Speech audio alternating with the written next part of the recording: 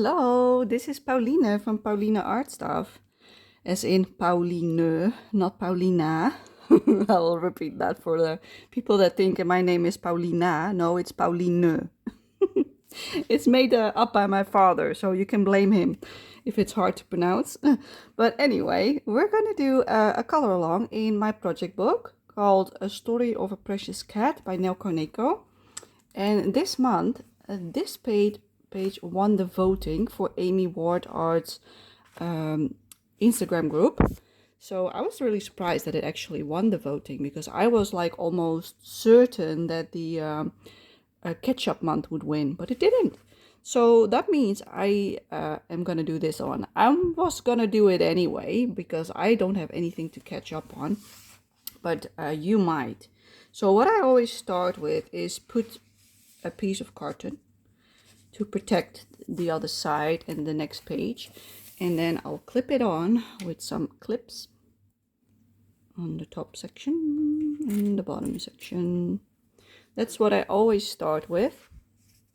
Usually I do that before I even start filming, but today I am not. I'm gonna zoom you out a little bit more so we have the whole picture in view, because it's a bit too close for my liking. All right, I think that's better, because now you can see like almost the entire book. So that's what I wanted. So I adjusted my camera a little bit. Let me pull up my sleeves, because for some reason it's pretty warm today outside and I have no idea why. It's a bit like, how do you say that? Humid. That's the right word, I think. Okay, so we're gonna do a watercolor with my Paul Rubens watercolor.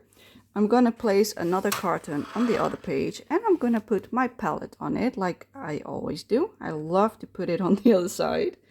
Don't mind me. And I've got another one to the right of me where I lay my brushes on. And I like to use my Craftamo brushes, which are like, it's a brand who collaborates with artists. So mine was a collaboration with Chris Hong, the one that I bought. And I picked 3 of them. So I picked an angled brush size 1, a round number 2, and a round number 6. I usually end up only using these 2, but I still took this one just in case I need to do fiddly bits. But most of the times I don't even end up using it, but I've got it anyway. I have not 1, but 2 cups of water. One is what I call my clean cup, and the other one is what I call the dirty one. So when you dip your brush in your pigment, you first go in jar number 1 to clean it off as long as it needs to be clean, and then you go to number 2 and you clean it once more. So number 2 is your clean jar and number 1 is your dirty jar. So whenever you have pigment on your brush, you first go to number 1. Once it doesn't get any cleaner, you go to the other one, and that's how you do it, so that your water stays a lot cleaner while working on your page. That's one of the things I can recommend. Then I also have a paper towel. You could also just use any towel that you can wash in the laundry, but I like these paper towels because I just tossed them out. I also this time took my water brush. It's just a no-name brand thingamabobby, a small one from like ages ago, but just in case I need a little bit more water and I want to make it like soft and gentle. Just in case. Okay, so let's get started. That's all I have to say. I think I'm gonna start with the sunflowers, I think, this time around. So we're gonna make a nice warm yellow tone. So let me dip some water on my palette. So I'm gonna show you my palette. And what I always start with is I'll dip water, if it wants to, on my palette of the colors that I want. I think I also want... Let me see, I want a red tone. Really like this one, Chinese red. And I want my pink, this one.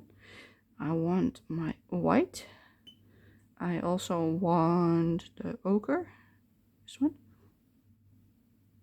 And I always use the umber, which is 367, 367, that one. I need to put it there. That one. Let's put another drop. And I also really like that tone, the turquoisey one. So I'm also, yeah, okay, that's good enough. And then what else do I want? I'm not sure yet. We'll see later. I think this is good enough for now, I think. Do I also want the Prussian red ochre? Usually I do for my red kitty. Okay, I think that's good enough. So I'm gonna move it back. So that's how I usually start before I even start on the page. And now I'm gonna create my colors. I always start with some water on the palette itself. And I'm gonna start with the yellow, which is C202 Naples Yellow Light. And I'm gonna put it in here. So this is my yellow. That will be my base for the sunflowers. So this is literally the only color we're going to use for now. I'm going to clean my brush because I don't want that much pigment on my brush for the first wave. I'm not going to wet the paper. Usually I'll take this big flat brush to like make the whole page wet. This time I'm not going to do it because we've got a lot of elements next to each other, and if everything is wet it will like seep out, and I don't want that. So I want it to stay inside the sunflower, for instance. So I'm just going to dip my brush in it and we're just going to get going. So I'm going to do one layer of this on top of all the leaves of the sunflowers, because it will always dry up lighter than what you apply it as. So this is the C202 Naples Yellow Light from Paul Rubin. It will also be on the screen. So whenever you are like, what the heck is she using? Just look up on the screen because it will always be up even while I am coloring with that color. So it's not just popping up whenever I change it. No, it will be up the whole way through. So that you can always look up what color we were using again. Well, that's the one. Just so that you are aware. That's how it works in my color alongs. I also try to use timestamps in case you're like taking a break and you come back later and you want to pick up where you left off. So then you can skip to timestamp of which you know like I already did that part. So you can skip along to it and look where you left off. That's also one of the things that I add to my description box. And you can just click it and it will bring you to the point where you want to be. So that's also a tip in case you never tried that. That's how that works. Let's see, is this all? I think so, because the sunflower have these like dingly things as leaves. I am just checking to make sure. So yeah, I hope you had fun last month with the easy page that we did. Because I also thought it would be good to have a little bit of a break month with choosing a less difficult page for my color along last month, because I was also not feeling the best when I did that one. And I'm now feeling much better again, so luckily. And I think it also has to do with the weather. Like the weather has changed. It's a lot nicer. Today is actually like, it looks really nice, but the humidity is like, you know, I don't like it. Like the moment I opened my window this morning, I could feel like the humidity hitting my face. And I was like, ugh, and you could smell it in the air as well. It has this really weird smell. Like whenever it has been dry for quite a long time, you always have these like disgusting smells in the air. Everything is amplified, as I call it. Every smell is a lot stronger then because of it. So yeah, that's what I smelled this morning, and it wasn't pleasant. So let me tell you that. So as you can see, it dries up really light, and that's what I want, because I'm gonna go over it with a different tone after we've done all the sunflowers to create depth. I'm not gonna do that all in one go. I'm just gonna do color by color today, I think. And if I don't, you will see that happen. But that's my goal right now. How I think I wanna deal with this page today. And it also makes it easier to see what else is on the page, because it can be really overwhelming when there's so many elements. So by taking away one element, in this case the sunflowers, you might have a way more better overview of what else is on the paper. Or on the page, I should say, not on the paper. What am I even saying? Oh God.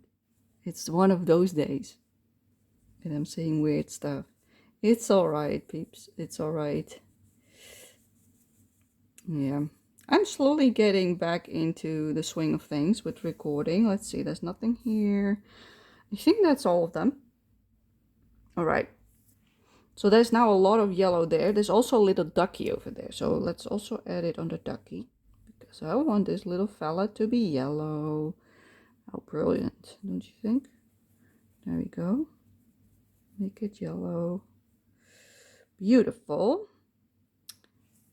Oh, he's naked. No clothing on. It's so cute, this page. All right, what else do I want? I might want... No, I think I want white with the color stripe, but not yellow. Okay, let's leave it then. Maybe for that one, I do want some yellow, like yellow-red, you know? Let's do that. Just to have a little bit of yellow elements on the bottom of the page as well, and not just on the top. And there's also this ball. I think that would also look good with some yellow and red. Keep the same colors throughout the page. That's what I love to do. Okay, let's clean the brush. And we're now gonna go for green tone, because I first want to do all the elements at least once. And then we go back in for some dimension, basically. So we're gonna go for green. And I did not activate a green, I see. So I really like the A175, which I think is grass green. Oh no, tree green it's called. So that's the one I'm going to activate. It's a pretty light green, but really natural tone, like this one, as you can see. I hope you can see. So I'm just going to put down the pigment, add some water to it, so it's nice and diluted a little bit more. And then clean my brush, and we're going to go with this one for all the leaves in the background. I always start with a lighter tone than what I eventually want. And that's also because I want to do shading with pencils on top. So then having a lighter tone is always more beneficial than a darker tone. So let's start with this one. This is A175 Tree Green by Paul Rubin. So let's get going. You see, it's not too dark, but it's a nice natural tone. And I went over the sunflower. It is fine. I'll have to be a bit more careful, because I'm working, like the book is a bit at an angle next to the spine.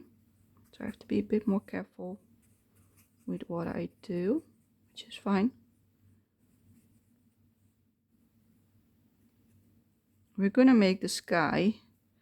I am leaning towards blue, but I'm also considering a pink. I'm not sure yet. We'll see once we've done the other parts. For now, I'm thinking blue. But we will see. Let's see, this is also a leaf. So I really look forward to doing this page. I know I saw it on Jess, her channel. I think she did it as a live stream like months ago now, by now. It was her first page in the book, if I'm sure. I think it was her first page in the book when she first gotten it. And I really liked how she did it. She made the basket where there are like the washing tub, basically. She made it like this titanium look, like the silvery look. And I don't think I want to do that. I think I want a warm tone for it, because I love my warm tones, I just do. So I think I'm going to go more for a coppery look, you know, like a warm copper look, orangey brown. I think that's what I want. But yeah, that's what I love. I love my warm tones. So I think that's my my choice for the tub.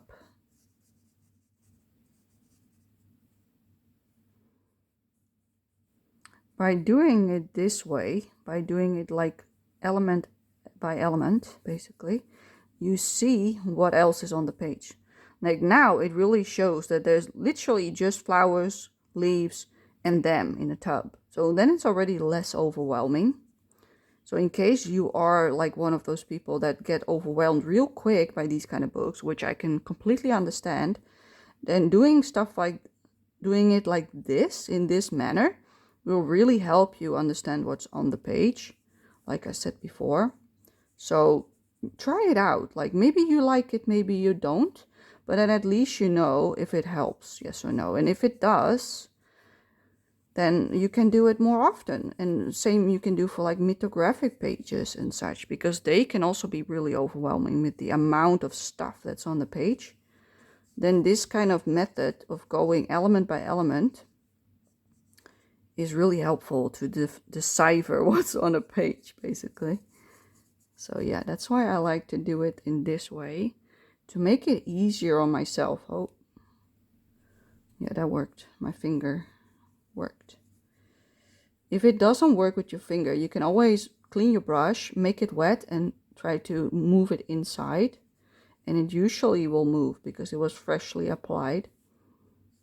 And you can still remove some of it. But usually I'm not really that bothered with some overlap of colors into other sections. That happens every single time whenever I do these videos, which you probably have noticed by now. And I also don't mask my pages, as you can see.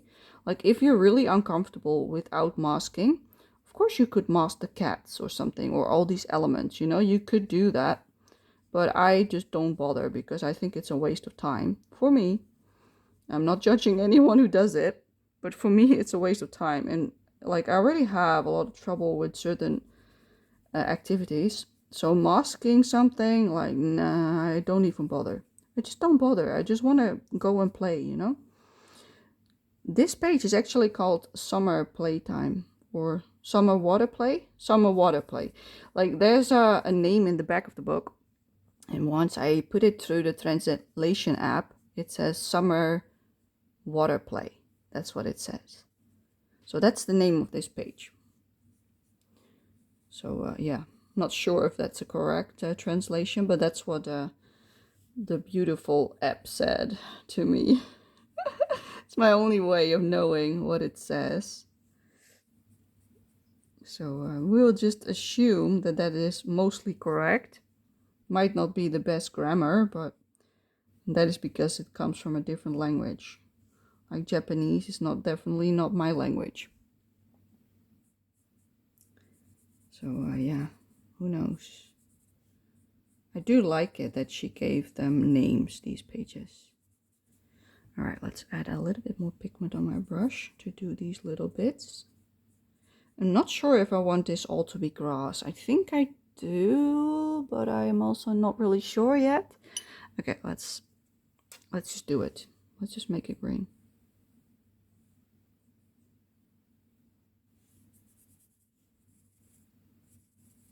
All the way up to about here. Let's take a little bit of water.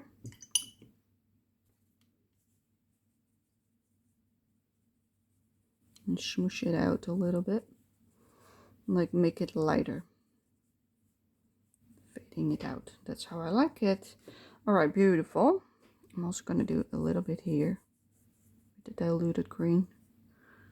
Okay, and now we're going to continue over here. Let's remove the clip for a second. I'll add it back on once I've done this part. I have that clip on so that the page will not curl up on the side and it will stay mostly flat. That's why I've got the clip. So let me put it back like that. And let's continue on the left. There's also some grass then over here.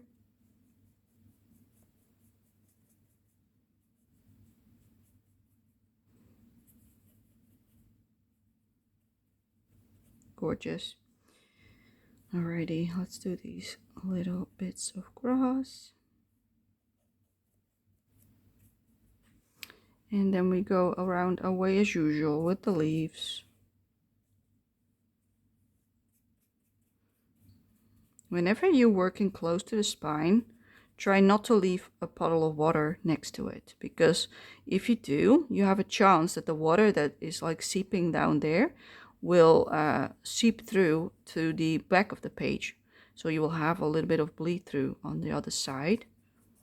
And that's why you need to be careful with not using too much water when working next to the spine. So you can see that this is pretty dry. And I also don't have that much pigment left. So I'll have to be a bit creative. I think I will make it, but let's hope so. Let's add a little bit of water. No, I'm not gonna make it. Let's add a little bit more.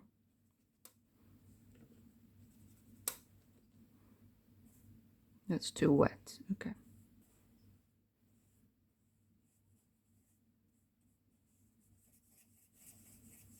There we go. We just didn't have enough.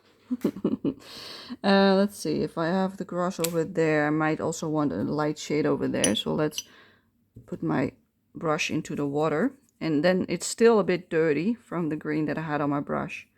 And by doing it this way, it's a nice light tone. As you can see, what is this happening?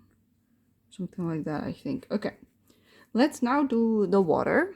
So I'm gonna make a bluish tone. So cleaning my brush real quick. And then we're gonna take some of the, which one did I pick? I picked the turquoise light, which is E292. That's the one I picked out for this time. Add some water to it. It's like a really nice bluey turquoise. And I will grab also some white, but first I need to clean my brush. I'm also dabbing my brush in between on my towel to see if it's clean. And if it is, I'll just go for the white. And I'll just add it in. And then we get this lovely blue white, like a really bright light blue tone. I love it. Okay, clean my brush. Let's get going. Okay, well, let's go. I'm diluting it even more. And here we go. All right, so they're sitting in the water. Like you can see these lines over here as if it's underwater. Same with these ones. That means it's underwater. Same here. See what I mean? And it goes all the way up to there. So there's also some water over here. So how I deal with this is I'll leave those little bits white and everything around it I will make this light blue tone. At least I'm trying to avoid those white bits. And it's really diluted, as you can see, which is fine. You can always add another layer. Yeah, I am going over their feet and clothing, as you can see, because this is all on the water. So I'm just assuming that therefore it's gonna have a blue haze, or at least something like it. So I'm adding a base layer so I know where to go. Let's make it a little bit darker because I think it's too light. Okay, it's a bit too light for my liking.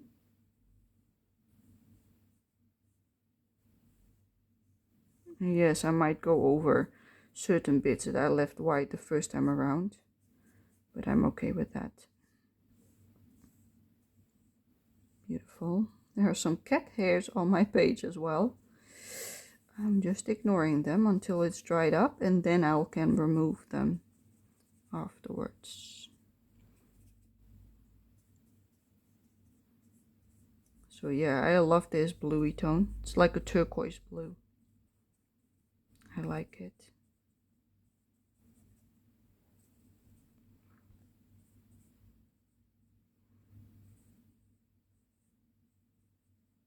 There's also some water droplets.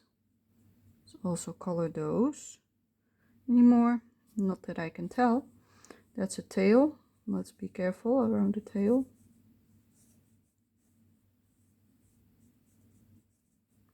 So for this part, you might want to use a small brush instead of this big one. But as you can see, I'm stubborn. And I'll just use this one because I got more control with this brush because this part is bigger. Otherwise I'll go start shaking. So I'd rather do it with this one. But if you are more like brave with a small one, then please use a small one. Don't do what I do. Like the only reason I'm using this one is because of the grip that I have on this one. No other reason. If I would be able to hold the other one just as great as this one, I would have gone for the smaller brush. Just to be clear about that. But I want the control and I don't have it with the small one. So we're just gonna play with the big one. So beautiful. I'm adding quite a bit more pigment on this part, so I don't have to go over it again.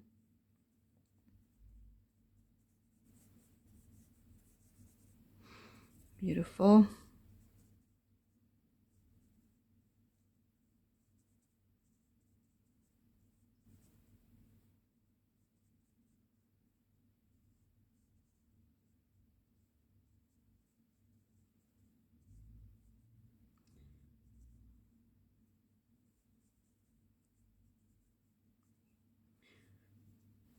Focus face. That's what happens when I'm focusing. I go quiet. You might think like, oh, it's not that difficult filming and coloring at the same time and talking about what you're doing. Well, guess what? It is really difficult. Like, you have to think and do at the same time. I've seen a lot of people struggle with it. And the first few times I did it, I was also struggling, but I'm getting better with talking and coloring at the same time. But it is definitely not easy, because it requires a lot of brain power doing it. Talking and coloring at the same time. It's not easy.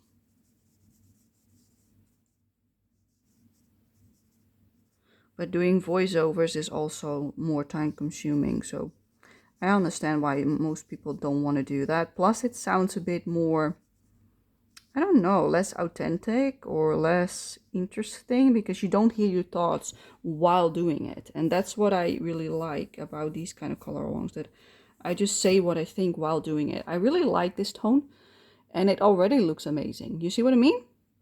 I think I want red stripes on his outfit. Do I?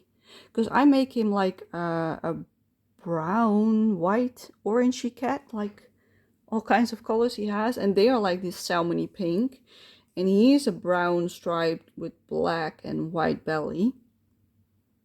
I'll show you in a second what I mean. Do I want any more blue? Like maybe I want it in the sky, but I don't think I do. Okay, let's clean my brush. Let's go for a different tone. I'm gonna do the tub now. Oh my god, I forgot a part. Hold up. Abort. Back to the blue.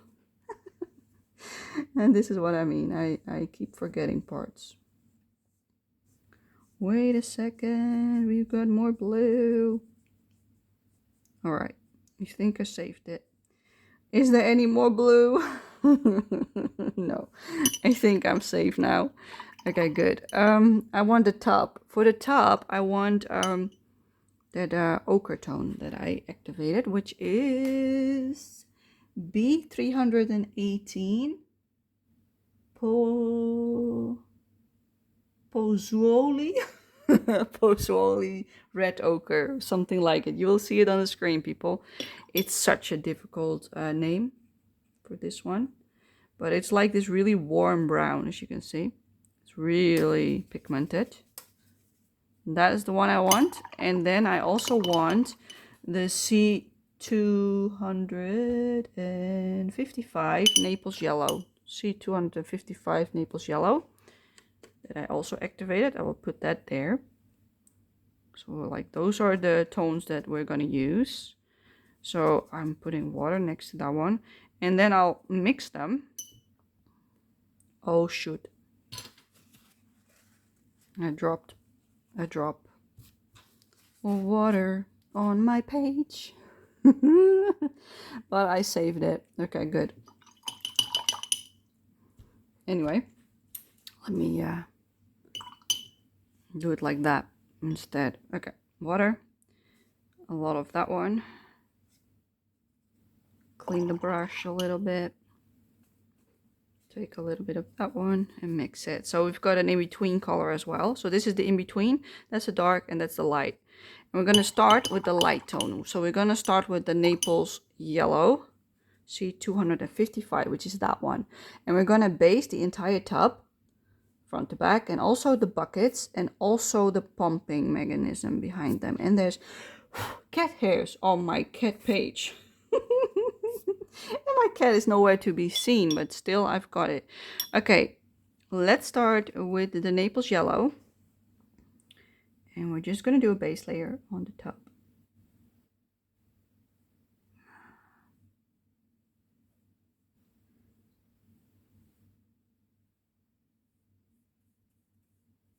Oh, that was also water. Oh my god. We have to go back for that one after we do this base. But I don't want to stop now. I'm going to keep going. Come on. Work faster, Pauline. You don't want it to dry up halfway through. That's the worst thing that could happen. Let it dry while you're halfway down the area. So you want to, like, oh my god. You want to keep going so that you get a nice smooth base. And if you're not the fastest, I would recommend you like wet the part of the page that you want this color. So then instead of going straight away with the color like I'm doing now, you'll take your brush just with water and you just make the whole section that you want with this base color wet, so that you don't get like this ugliness. So if that happens, I'll just add a little bit of water and I'll just move it around a little bit until I like the look of it, which I do now. To make it easier on yourself, you could do that.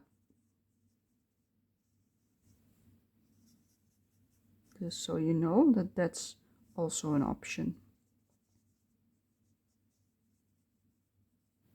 The reason I like to go in dry is because of all those little bits. And I don't want it to seep through to the other parts of the page. That's why I'm using it straight on the paper.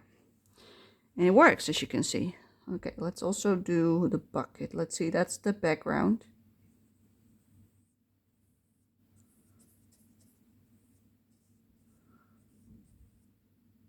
There's also a pattern on it, you see? I'm just not acknowledging the pattern right now.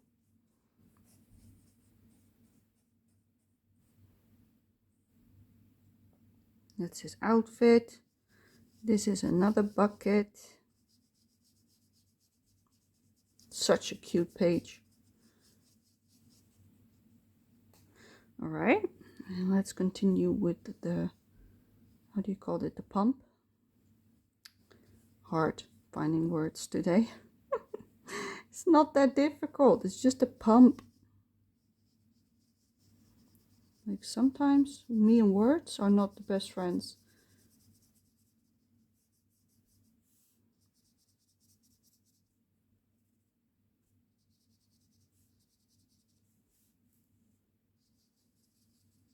So as you can see, just by applying one color on every item on the page, it already looks so much better.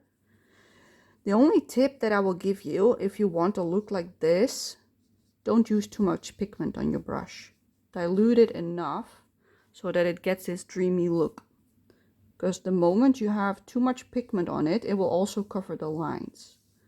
You want to avoid that at all costs. You can better do like several layers of something to build up what you want than do too much in one go. That's the beauty of watercolor. You can build it up. All right, that's that one done. All right, so what do I want now? Do I want the kitties or do I want the sky? I think I want to do the sky, but I think I'm gonna go for pink. I want pink. I need pink in my life. I also think I want either one of those also to have pink or purple as an outfit, and then this one some red. And I also want some red tone in the sunflower, so that's how that connects. So I think because there will be pink tones on here, I think it's also nice to have some in the background. But first we're going to do those water puddles over there that I missed out on.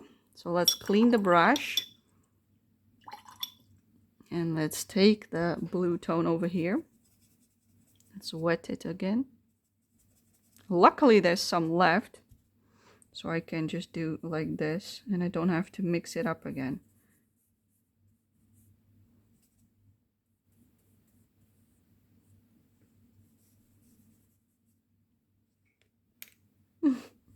It's closed on itself.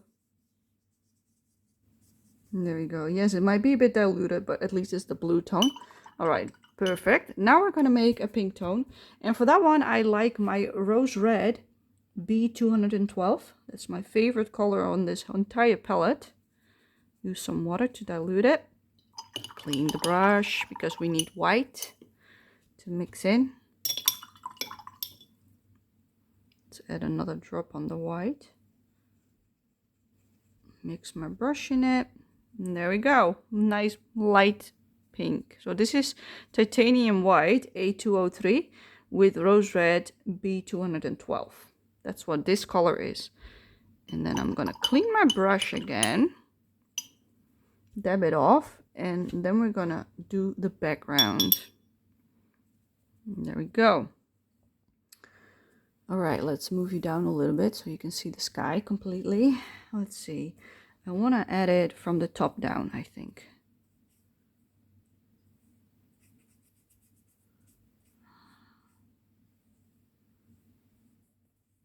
Just a light layer of pink.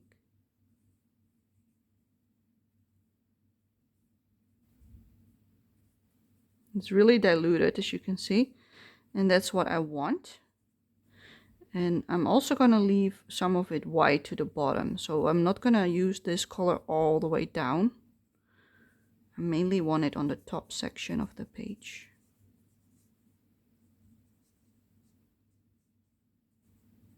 Such a beautiful pink. I love it. And I smell smoke again. It's like something is burning. I know there are some wildfires on the, it's like a nature part of the Netherlands, but that's not nowhere near me. That's like in the south. It's called the Veluwe. It's like a whole fields full of a certain type of plant, basically, and it's protected because that's how rare it is. So that was on fire like last week, I think. But that's not where I live. I don't live anywhere near those things. So I'm not sure what I smell, if it's barbecue or just something that has caught fire, or I'm not sure. But it's disgusting. That's a bit too harsh of a pink. Let's dab it off a little bit. All right.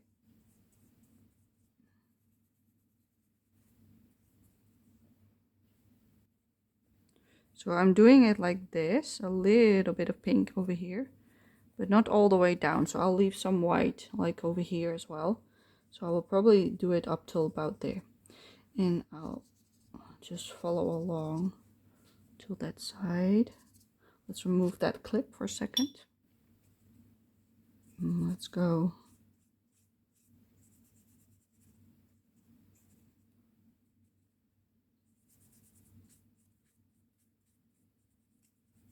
Yeah, I think the pink is perfect for the background. I am in love. Oh yeah. I need pink in my life, okay? Like the normal choice would have been blue for the background. I'm like, nah, I want pink. I feel like the fairies in Sleeping Beauty. Pink, blue, pink, blue. Yeah, give me pink, please. I also have blue, so counts, doesn't it? Okay, I think this is really cute. I think I want that outfit to be pink as well.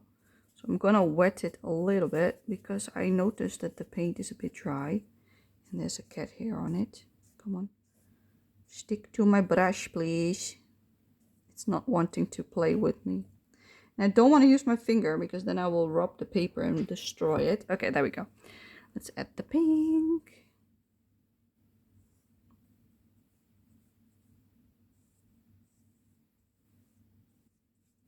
And there we go. A lovely pink tone for the outfit.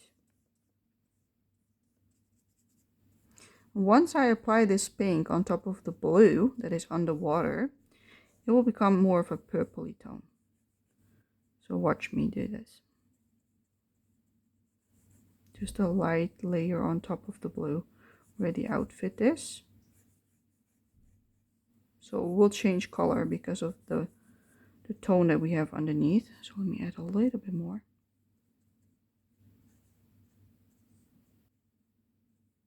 You see what I mean? Comes this purpley tone. And that's what you call color theory. By mixing it, layering it on top, you get a different shade. So that's now purple. That's exactly what I expected to happen, which is fine. Alrighty, let's clean the brush because I think that's enough pink for now. I can also make the pink for the blushes and the ears. I usually have the same mixture, so that's white, titanium white 203, A203 I should say, rose red B212, and usually I use also the Naples yellow C202. So when you mix this together, you get the skin tone of them if you dilute it enough. But if I add just a tiny smidge of this one, I can also do the ears with it. So I'm gonna put some water on this one to activate it back up, and I'm gonna put it in. So see how it became now a salmony pink instead of a pink. That's what I mean. So by just adding a little bit of that one to that, it's perfect for the ears. So that's what I'm now gonna do. I'm gonna do the ears and the blushies on the cheeks, and then I will make this even lighter for their skin tones. So this is how I like to work on pages, by using the same colors throughout the page and also on my palette. So I don't want to just keep adding from like the base colors. I just want to use what's here basically, instead of taking more and more and more. Use it all up basically. That's my goal. Come on. It's not wanting to play with me today.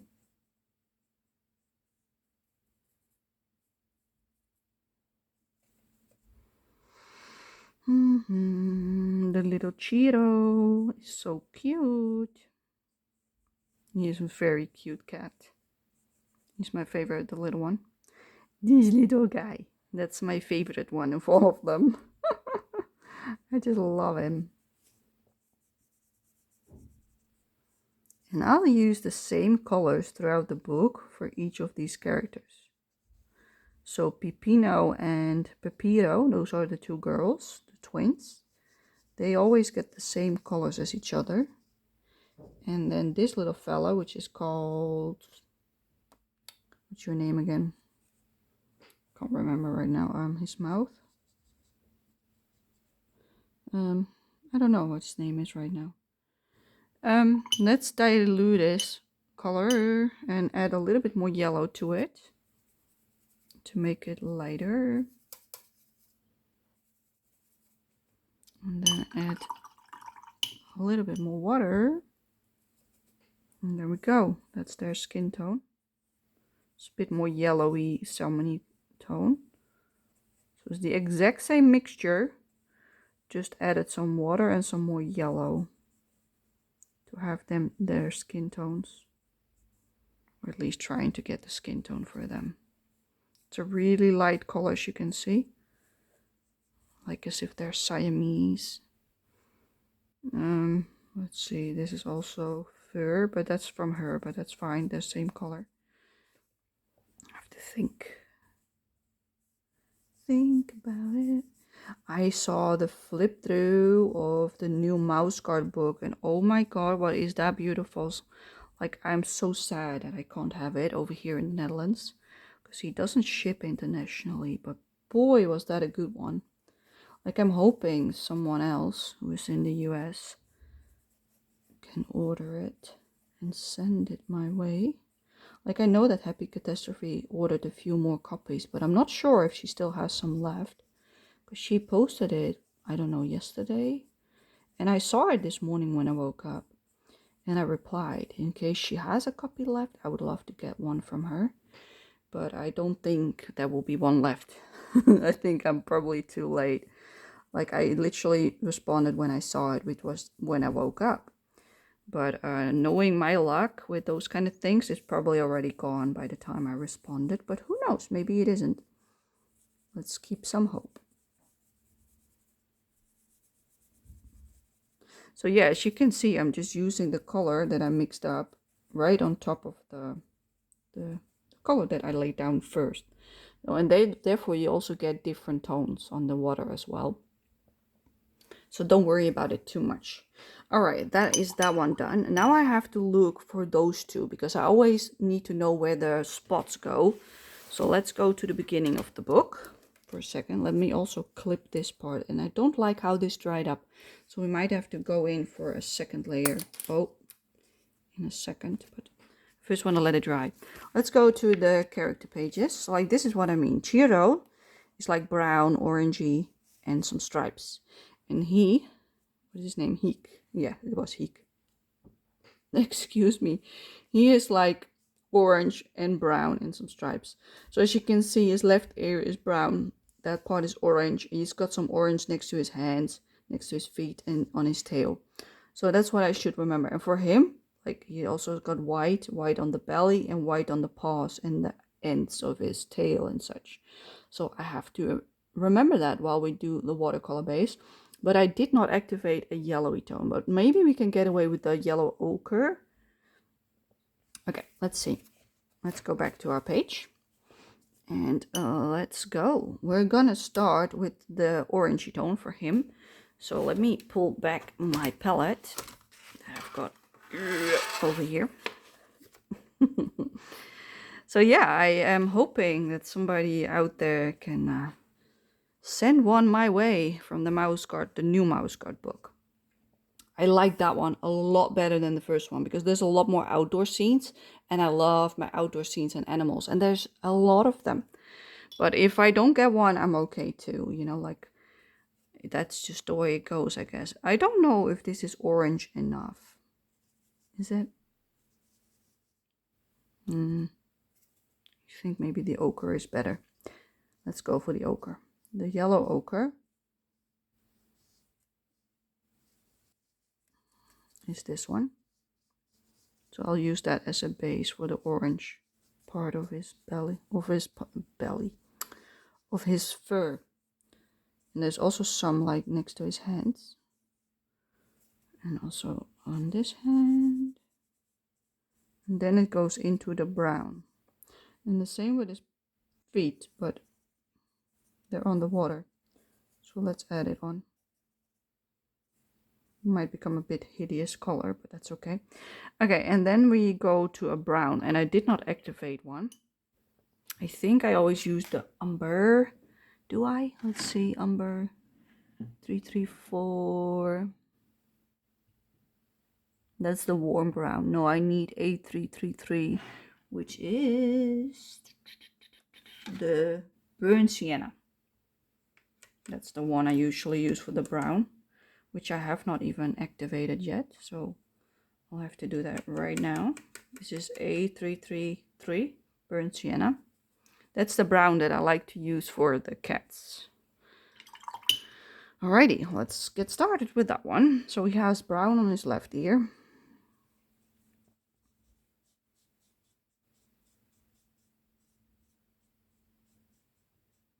Like so.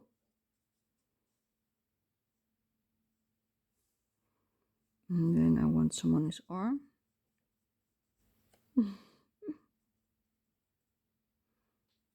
And some on his other arm. And another cat hair. Get off my page. And there we go. So yeah, if you are in America, are you gonna buy one? Are you gonna buy a mouse guard book? Or are you like, nah, I just don't get it. It's not for me. Like, that's what I thought with the first one. I liked some of the pages, but I wasn't like in love because there were a lot of building pages that were too dark for my liking. But in this one, there's so much more outside and with other mouses as well. And I was like, wow, I really like this one. And I've got a weak spot for mousies. So maybe it's a good thing that I can't get it. Because that means I will add another one to my collection. You know what I mean? Another book. Which isn't bad or something, you know. Like collecting is also a thing. But I am trying to minimalize what I buy into my collection.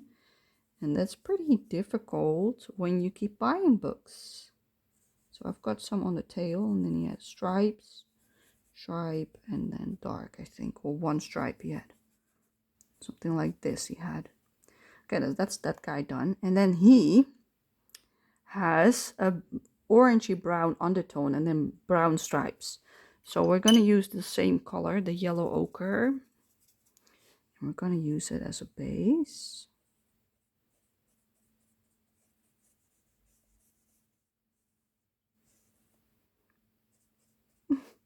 The way she holds him, it's just so cute.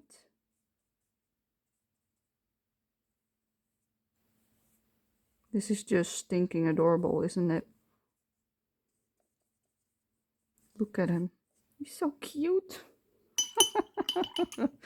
Beautiful. And then we need the brown. But I think I've got to wait until that's dried. So I'm going to use this same brown on the inside of the sunflowers. Just this part. And I'll leave a dot in the middle. White dot in the middle. For the contrast.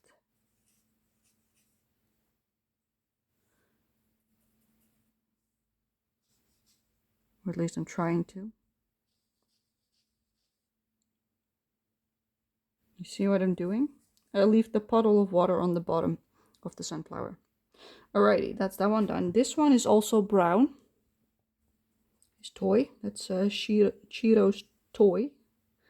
It's a little one. And I also usually make that one brown. So let's do that as well. And then I think we've done almost a layer on everything except for the outfits and some of the eyes. And is he dry enough? Yes, he is. Okay, let's go. Let's go in. Let me check it one more time because I don't want to mess him up. Because he's a bit more complicated. Let's see. Yeah, he just has stripes everywhere. Okay, good, good. I can do that. I can do that. Don't worry about it, Pauline. You got this. Don't want to mess him up. He's my favorite, okay? This little fella is so stinking cute. He also got stripes on his legs. So that's how I do it. Just in case you were wondering, that's how I do the stripy bits. Playing with the watercolor.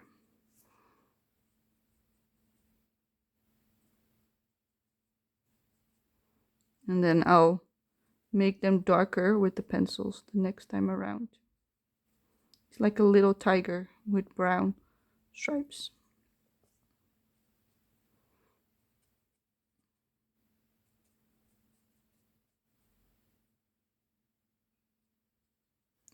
So cute. You see how easy I make it like this?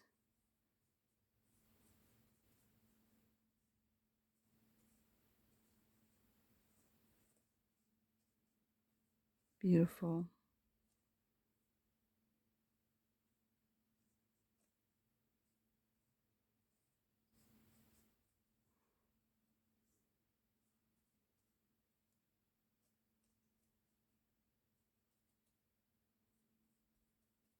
This is just stinking cute. I don't know how I feel about it, but I do like him. Yeah, good enough. Okay, good enough. Let's clean the brush. Let's do her pants. Maybe I do want red on her outfit and then blue on his. I'm not sure yet because if I do a pink, it will just fade away. And yellow the same. So maybe I do want a red tone on her.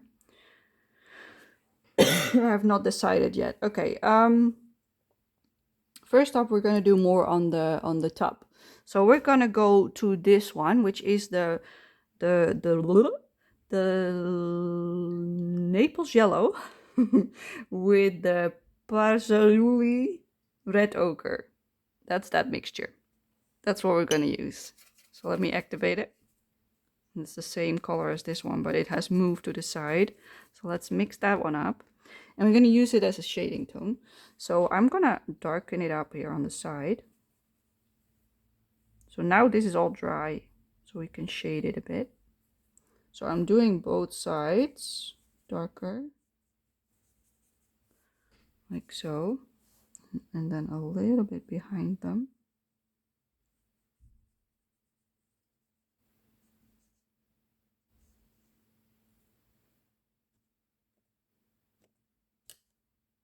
like that. I'm gonna keep that light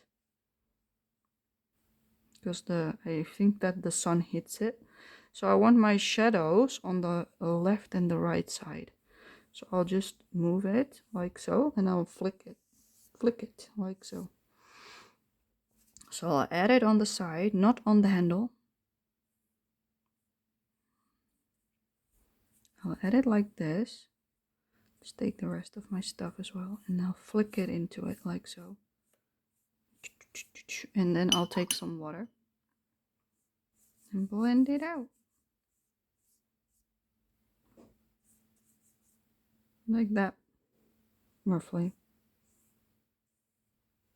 Okay, and then I'll also do a similar thing on the right. Put a little bit less far into it. Clean my brush, use just some water. And smoosh it out. And that's how I do that layer on the tub. And I will do the same on the pump and also on the bucket. So I'm going to use it first on the bucket. So underneath his arm and on the bottom. You want shadow. It's a bit watery. And then on the inside of the bucket you also want some. So half a circle basically, like a moon shape. You do it like that. So this part will be darker and the bottom and the top will be darker on that one. This one you want the shadow on the bottom, on the inside, and on the side like so. This part I will not even touch. And then on the what do you call this, the tab, I want the inside of the tab darker. I want the bottom of that part darker, and I just want one side, so the bottom side, because the sun is coming from somewhere above. I want the bottom part darker. And on this one I do left and right darker, like so. And on the inside again. And whenever you've got a rounded object, I also want to do a little bit like that. Like this is a circle, a shape. The sides again. And then the last bit is this part. And I'm gonna do it on this extra bit. I don't have a lot of pigment left. Shoot. Okay, let's make a little bit more then. It's maybe a bit too dark. Okay. No, it's okay. Alrighty, that's enough for that one. And then we're gonna go back in with the darkest tone, which is the Parazuli, whatever, red ochre, that one. I can't pronounce this name. So that one, the red ochre, I call it. Because I can't pronounce it. And I'm gonna go in again, the third time. And this time I don't do the whole surface. I'm just doing it on the sides.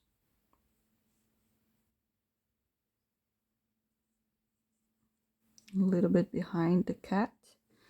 And then all the way on the sides. Tiny smidge.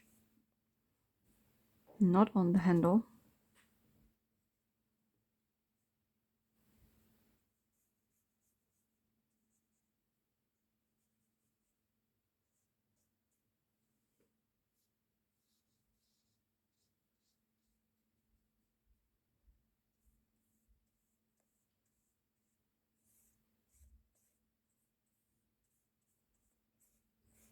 You have to let it dry in between your layers so that you can do this. Otherwise you might rub the paper kaput, as I call it, broken, damaged.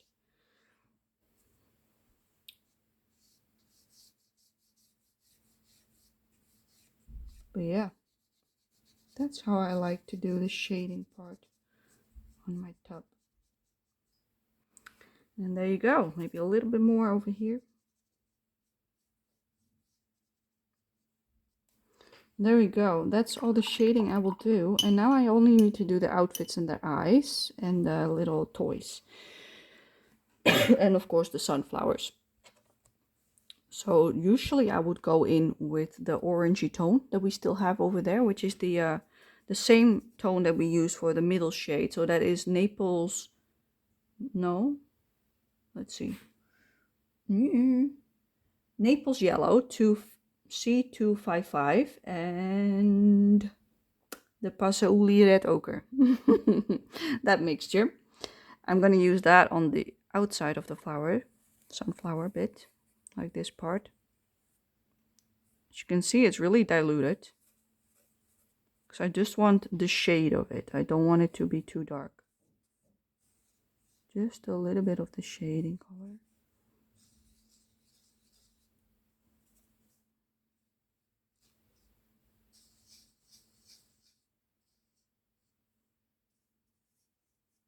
There we go. That's that one done. And now I want to do their eyes. So one of the girls has a green eye. So I'm going to use the Malachite Green A206 for the green cat's eye, which is this lovely emerald green tone. Let me dilute it a little bit with my brush. So I'm going to take the green for this girl. Just going to use it and I'm going to do it like that.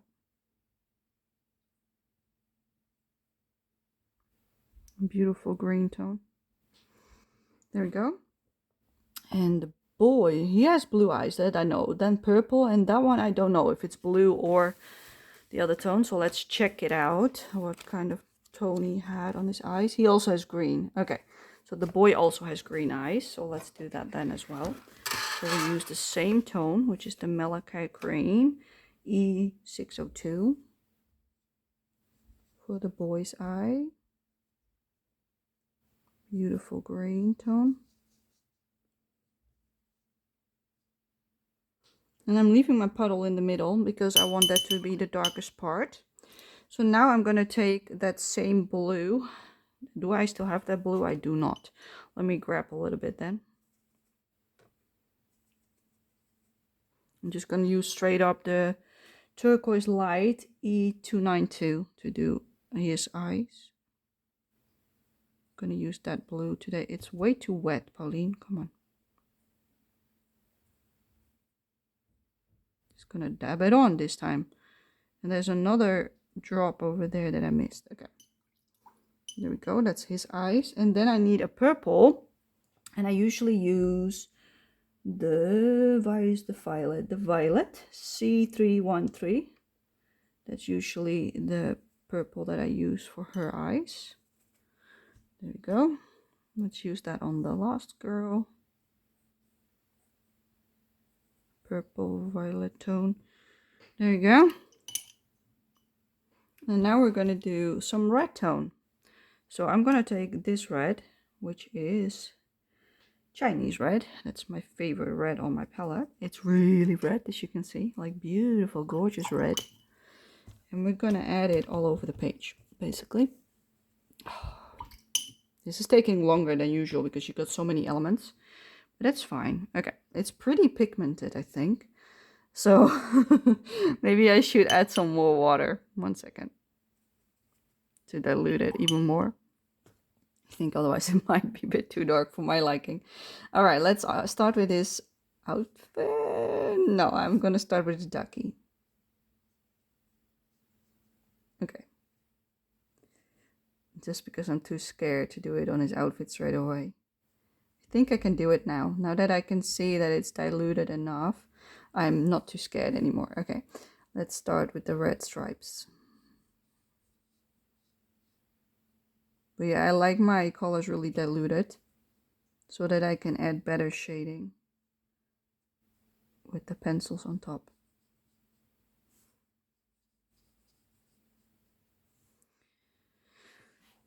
And I've got still a little bit of a cough. I'm sorry.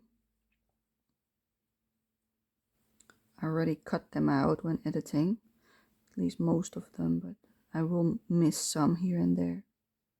It's the way things go. I hope you don't mind. There we go. Let's see this one.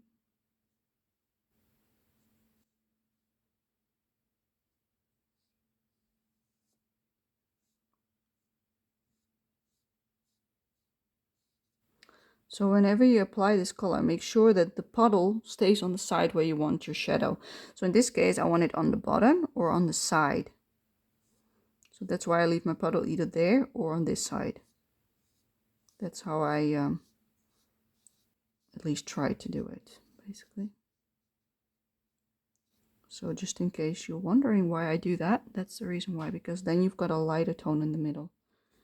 And it might be a bit too light, but I don't mind. You can add shading with pencils anyway. This is literally just a base. I like it. I like it a lot, actually. I think it's cute.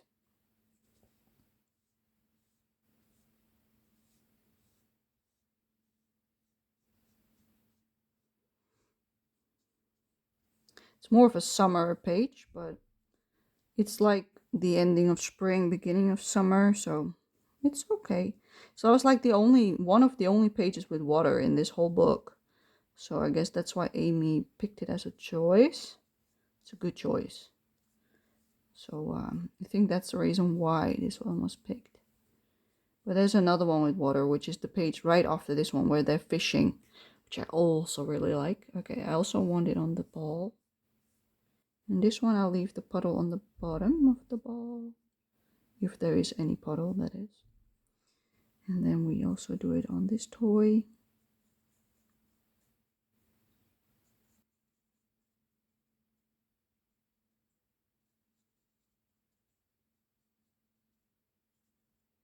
Little ribbon. All right, let's see, what else do we have? We've got her outfit. Yeah, I also want red on her outfit, I decided. Yeah, let's do it. Because otherwise she will just disappear. And I think it needs a bit of a pop. If you know what I mean.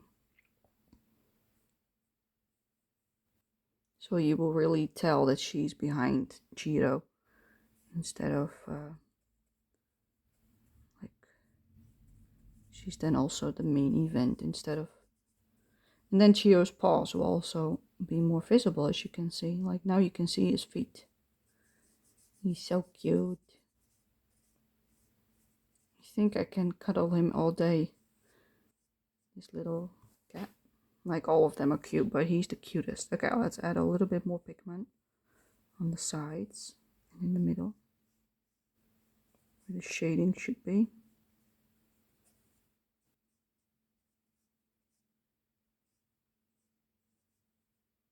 And there we go. I think that's enough color for now. And then we also need some color on the beak of the duck. I think we can just use some, what is the name of this color?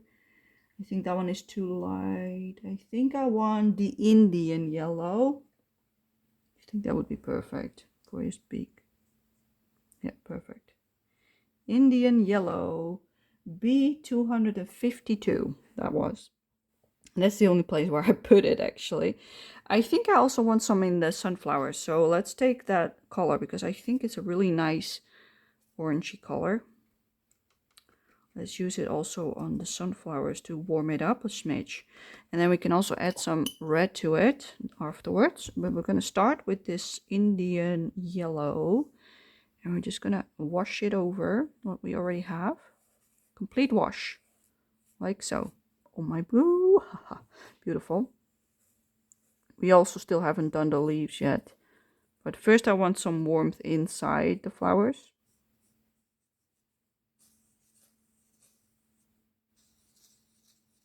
Just a little bit of warmth. And then we're going to shade some more on the leaves itself. I think this is also perfect as a shading color for the leaves. So I'm going to do it on, try to do it all on one side, as you can see, and this on the left and the bottom. The left and the bottom.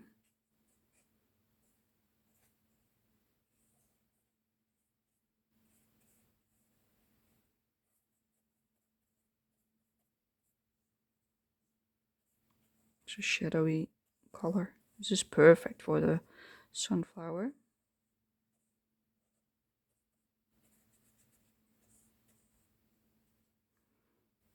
And this is exactly what I want. The bottom leaves I color completely, but the ones on top I don't. There you go. That looks already so beautiful. It was so washed out otherwise, these leaves. Beautiful color.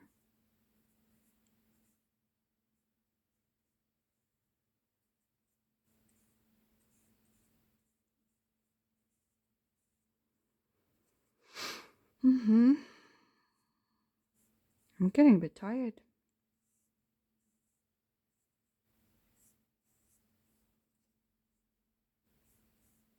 That's okay. We're almost done. Just the sunflowers left to do. I also don't want to rush it, you know, like and mess it up. So I'll just take my time. It takes however long it takes. And as you have noticed, I've made my color alongs for this book into one part since a few color alongs ago, so that it's easier for you to follow along for the entire page instead of looking for part 1 and part 2 and whatever, how many parts there are. Like for the double pages, I'll probably still have to do 2 parts, but for the single ones, I'm trying to keep it all in one part, so it's easier for you guys to follow along and look it all up, what I've done. That's the reason why I started doing that. But yeah, that does mean that some of them are like 3 hours long. So I hope you don't mind. Like, you can't please everyone, I always say, but I can try to at least do what the majority wants, you know what I mean? And if they want just one big long one, then that's what I will do. But for the doubles, I will definitely make it 2-parter, because that is too much. Oh my god, that's a bit too much water.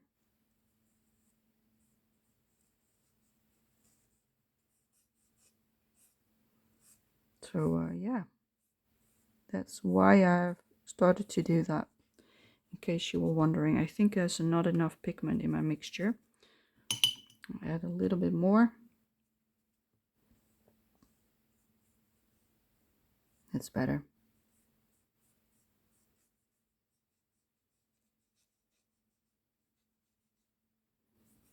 I will let this dry once I'm done, and then tomorrow, when I feel energized again, hopefully, I will do the pencil part. Or maybe I will do it on Monday afternoon or something. I don't know yet.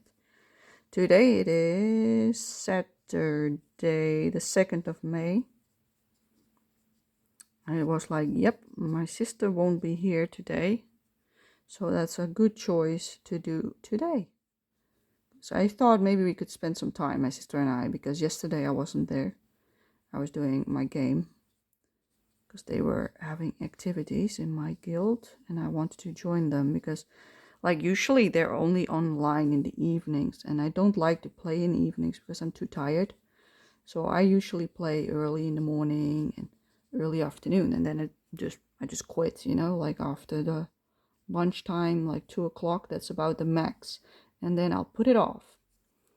But when you're like dependent on activities for other people, it's hard, you know, because they are not online usually when I'm playing. So that makes it a bit more complicated. I really like this layer. And therefore I was like, oh, they're online during the day. Let's go, you know. I'm not going to wait. Oh my god, what did I do over here? Let me just use some water to remove that. Oh my god, I'm just making it worse.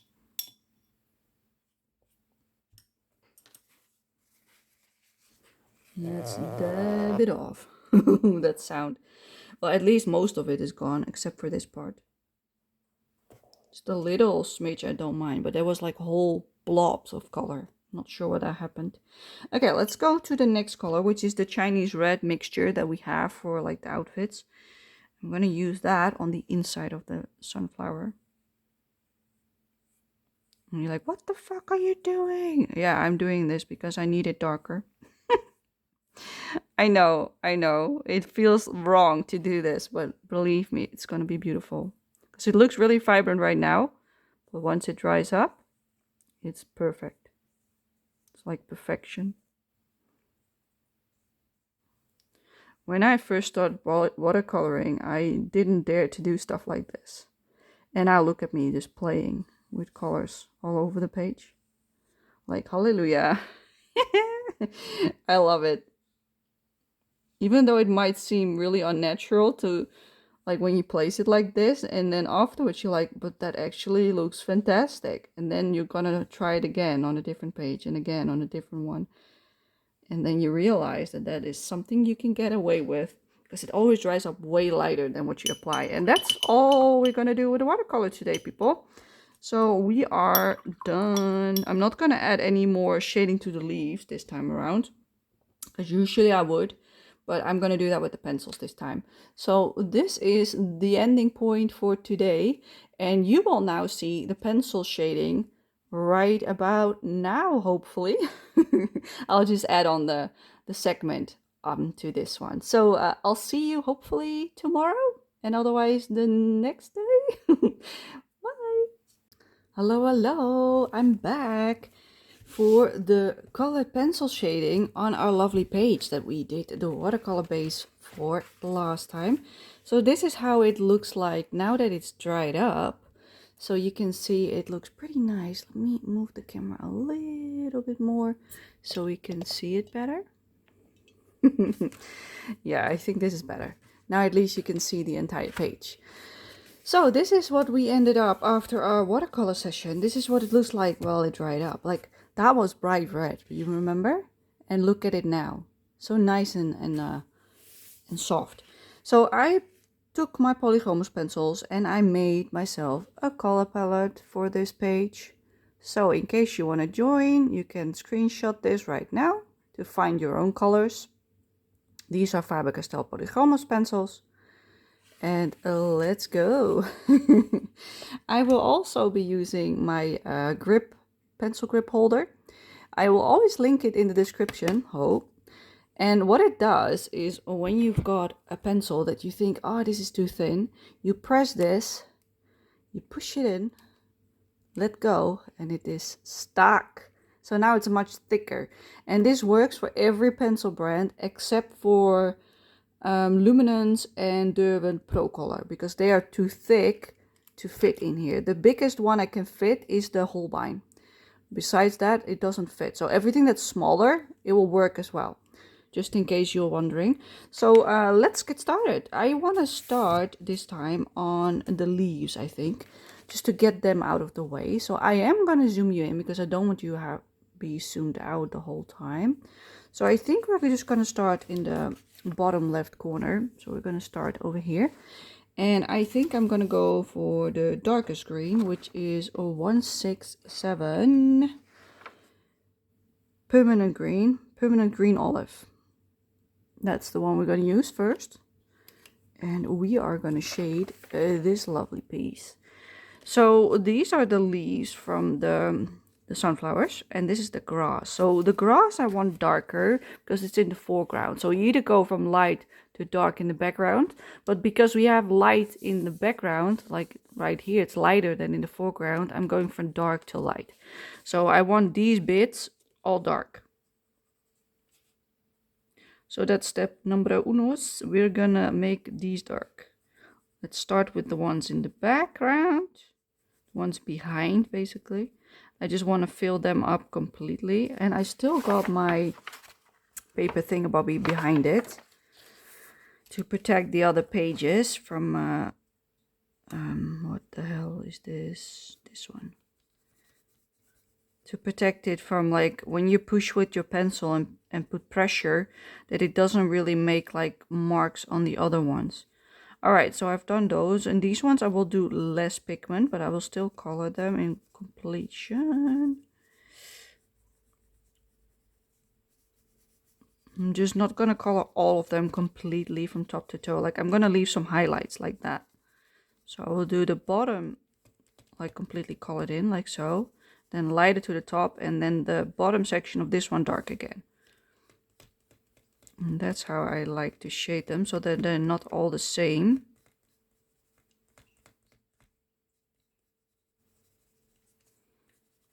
Some variation is nice.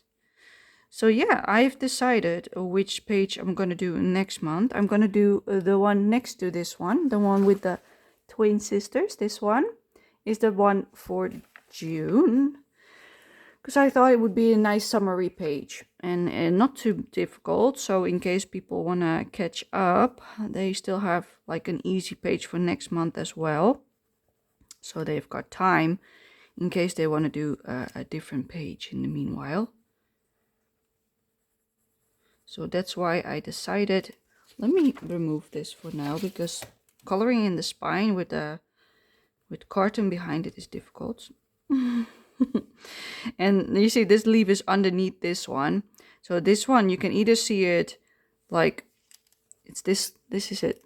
So, but it could also be seen as if this is folding up. You see what I mean? Because it's not like completely the same size. That's also something how you could see it.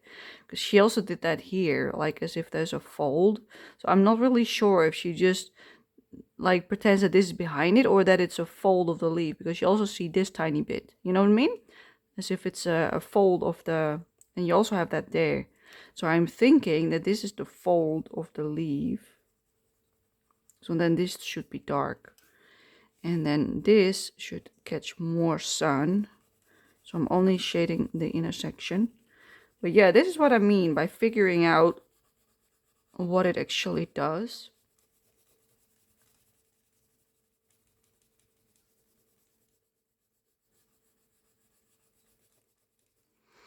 And yeah, I think that's what it does. That it has like a fold in it. As you can see, I'm only sticking to the middle section and then making it lighter to the outside. And that's all I do, just slowly going over it. Keep going. For this one, I'm also going to make this part dark. Let me move you down so you can see these leaves.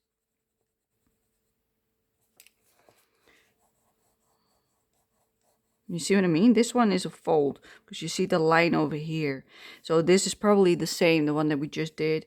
So yeah, that's why I think it's a fold there as well, because it's the same look, you know, to it. So that is why I shaded it the way I did. And this one I'm going to do the same. So I'm going to shade this part. Make it somewhat darker. And then the inside.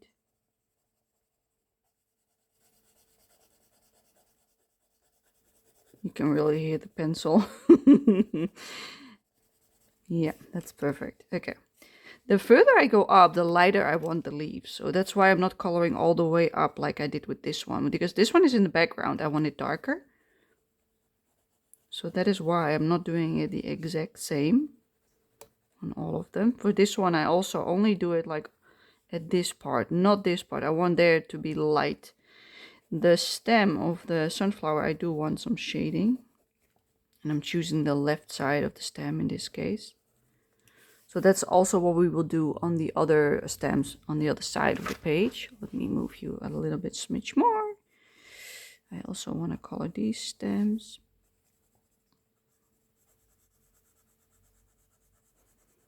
Usually I want to do minimal amount of shading because I like it that way. But this is more than enough. It looks perfect like this with the watercolor layer and then the pencils. Then for this one, I'm only going to add some shading on the bottom of this leaf. And everything else, I will just leave the watercolor look. Same with this one, only a bit in the middle. Everything else can stay the way it is. And then we got one more leaf over here. And what do you call this? The stem again. Yep.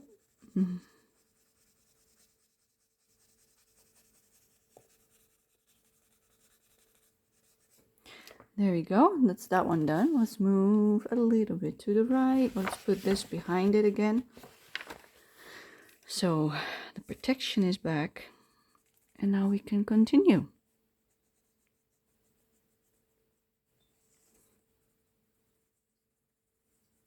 So yeah, next month we're going to do the twin page right next to this one. So I thought that would be a nice one to do. Not too complicated. And then you also immediately have 2 spreads done next to each other, which is extra motivating, for me at least. Don't know if that would be the case for you guys, but for me, I like it. And it's a really cute summary page. And since we're going from spring to summer next month, I was like, it's perfect. So I think I am just like, yeah, let's do that one. And I had someone wanting to buddy with me as well in this book. So she said, whatever you pick, I would like to join you as a buddy. I'm like, yep, let's do it. I love it. Like, I will record it as a color along, of course, but we can do a buddy as well. Anyway, anybody who does actually color these pages, or any page out of this book, can use my hashtag, which is Paulina Nelco Neco 2026. And yeah, you can just post whatever page you color. It doesn't have to be the one that is the color along. It can be any page in the book. It's like meant as a place where people can tag their pages to inspire others to color in this book. So even if you do something else, you can still tag it if you want to, so that we can all see what everybody else does, because I know a lot of people are scared of this book. And it's nice to have some inspo pictures from other people to see what is possible and how you could color it. And maybe then people are like, oh, I like this. Let's copy that one, you know? There's nothing wrong with copying somebody else's color palette. But as long as you name it, like I saw this and this, do that and that, then that's fine. But for me, I really do not mind. Like, it would be nice if you name me, if you would do like my color scheme, but like I'm just like, whatever I'm coloring in the month, if you like something, go for it, copy it. If you love it, go for it. Like I really do not mind at all. So you never have to worry about me getting angry because you copied a page of mine. Just do it. I'm encouraging you to do it, actually, because I know a lot of people like what I do. So yeah, if you see something in my completed pages that you like the look of and you want to copy it, be my guest. I'm not stopping you. I just want everybody to have fun with their pages. And even if that means copying somebody else's colors just to get started in a book, so be it. Like, that's how you learn. That's why I think it's important to do that kind of thing, so that you learn how to pick it later on your own. And maybe you will never get to that point, but that's also fine. Then you just keep copying what other people do. It's all personal preference. Some people will never do a color along in their entire life, and others will do only color alongs. Yeah, we all have our different tastes, but the reason I'm doing it is to help people out, give them tips, learn how to color certain things, how to add shading, all that mumbo jumbo, so that hopefully you can apply it to other pages in the future and not just on the page that we're coloring right now. Like, I'm planning to do every page that's left in this book as a color along, basically. So there will only be a handful of pages that will not have a color along in this book, but everything else will get a color along sooner or later. It's just a matter of time, basically, because yeah, I'm only doing one page each month, so it just takes time before we get through the entire book. But yeah, I love it so much that I don't mind it taking years and years and years before it's done.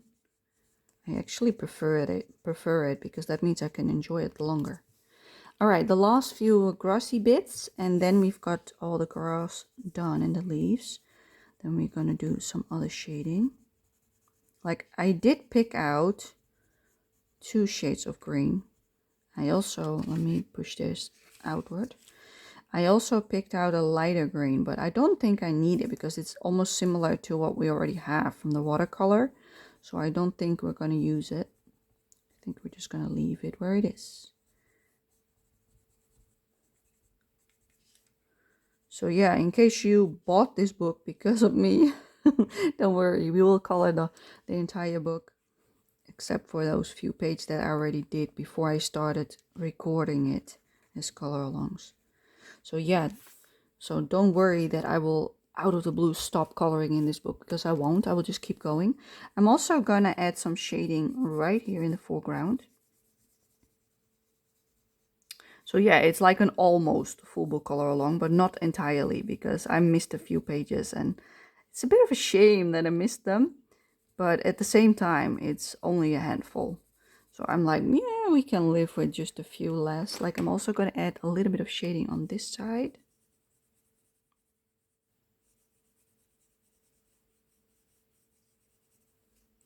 And then we're going to switch color.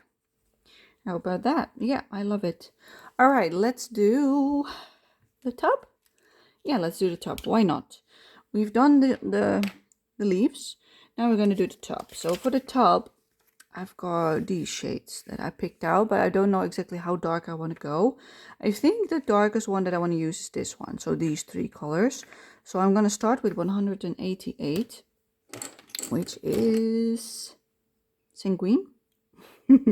It's barely readable. You see, it's almost gone. The pencil is getting shorter and shorter.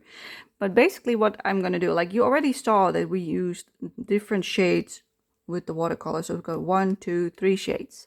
So what I'm going to do now is I'm going to make it even darker in the corner. So I'm also going to make this part darker, and I'm also going to do that on that side. But yeah, we will see that once we get there. So I'm going to make the whole outer edge darker and then lighter to the middle. Just a little bit further. That we past our watercolor line. Something like that. And I'm also going to do that on this side. Just completely color it underneath here. So this part. And this whole entire section as well. As you can see, I'm not being too careful. I'm just like, don't press too hard. That's my only advice. Don't press too hard with the pencil. Just keep going. You see, I barely hold it. I barely have any pressure on it. I'm just doing, you see? No dead grip. If you have the tendency to do a dead grip, like do this, you know, hold it further, because then you have less of a grip. So if you are one of those people that like to squeeze their pencil to death, that's a trick to stop doing that. Because it will hurt your hands over time if you put too much pressure on your pencils. And yes, at some point you might want to press a little bit more.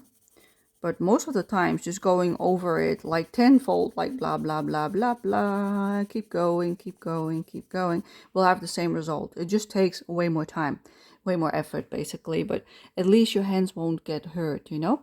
So we're going to do the same on the other side. And we also have this little bit behind them. So I'm also going to shade right next to the kitty, underneath Chiro's foot, underneath the bucket. And a little bit here as well because of the bucket. Like when you apply cast shadow, which is like this item is putting a cast shadow on this one, because I'm seeing the sun coming right above. So that means like from like roughly up there. That's how I see the light. So that's why the shading is also on the inside. And this is light because that is where the sun hits it. So this one will have a shadow behind it. So if you want to do that on an item below it, you follow these lines. So that means I'm doing this one. But here it goes like that. So you follow that line. You see what I mean? So you follow the shape of it roughly. That's what I did as well with the foot. Like follow the shape. And this one will cast a shadow as well on the side, you know. But this one will not, because like the light is hitting a bit also from this side, because otherwise there wouldn't be a shadow here as well. Like, you see what I mean? Like, it depends on how you look at it. So because I did it this way, there will be no shadow over here. Same as what I did over here, there will only be shadow on the right side. So that's why I did it this way. So depending on what you pick as your light source, there will be, it might be a little bit different, but yeah. So let's color this bit, because it's behind the kitten. So this is all shadow. And then we go to this side of the washing play tub, whatever you call it. I don't know. I call it a washing tub. We used to have one of these in a tin color in our barn. It's more of a shed barn kind of thing. Like it's not that big. Like when people say a barn, I think of American barns that are huge. We did not have such a huge one. Like it was the size of our house when we first, like when we were children, it was the size of our house as well. Like the same size was the barn. It was like almost the same size. But then we demolished it and built a new one. But in the old one, which was pretty big, we had a tub like this. And that's where we were being washed, basically, because we were renovating the house. And we were like maybe 1.5, 2.5 years old. So we were really tiny. But I still have memories of like walking through the house over like wooden beams because the floor wasn't even there, you know. And we were being washed in a tub like this. And it was freezing cold. It was so cold. Like I was really tiny and I still remember it. So now you can see that this looks much better. It already is way more three-dimensional. So we're going to keep going with this color and we're going to go to the bucket. But yeah, this is what it reminds me of being washed in the tub when we were younger. Let me tell you, it's not fun. You don't want it. Too cold, okay? Too cold. But yeah, that's all I remember of it, not much else. Don't have a lot of memories of that time anyway. But yeah, it's fun. There we go. Oh, it's on my nose. Oh. Okay. I hope I survived that one. Oh, that is nothing worse than an itchy nose. Okay. The bucket, the other bucket, and the pump we're also gonna do straight away. Because I don't want to switch colors if not necessary. I just want to keep going with the same color. So I just do it like that. And then on this side, I will darken this part up and go lighter the further I go in. So I start dark and then lighter, lighter, lighter, lighter. And that's how I like to do it. And then for the pump, we're gonna add shading as well on the left here and also on the right, because you know it's a round object, so you need both sides. That's why. Just accentuating what we basically already did with the watercolor, just amplifying it a little smidge with our pencils. Doesn't need much more anyway to look good. Even just this color might be already enough. Like if you want to like completely smoosh it out and make it nice and flat, then yeah, you might need a few more shades, but otherwise this will do, you know. That's what I love about this method of doing watercolor first and pencils on top, because it's making it way easier to fill the tooth of the paper completely. Because doing a page completely with pencils takes way longer than doing watercolor as a base and then pencils on top. That's why people like to base, because it speeds things up. Alright, inside is always darker. And then we got this little thingamabobby. Some bolts.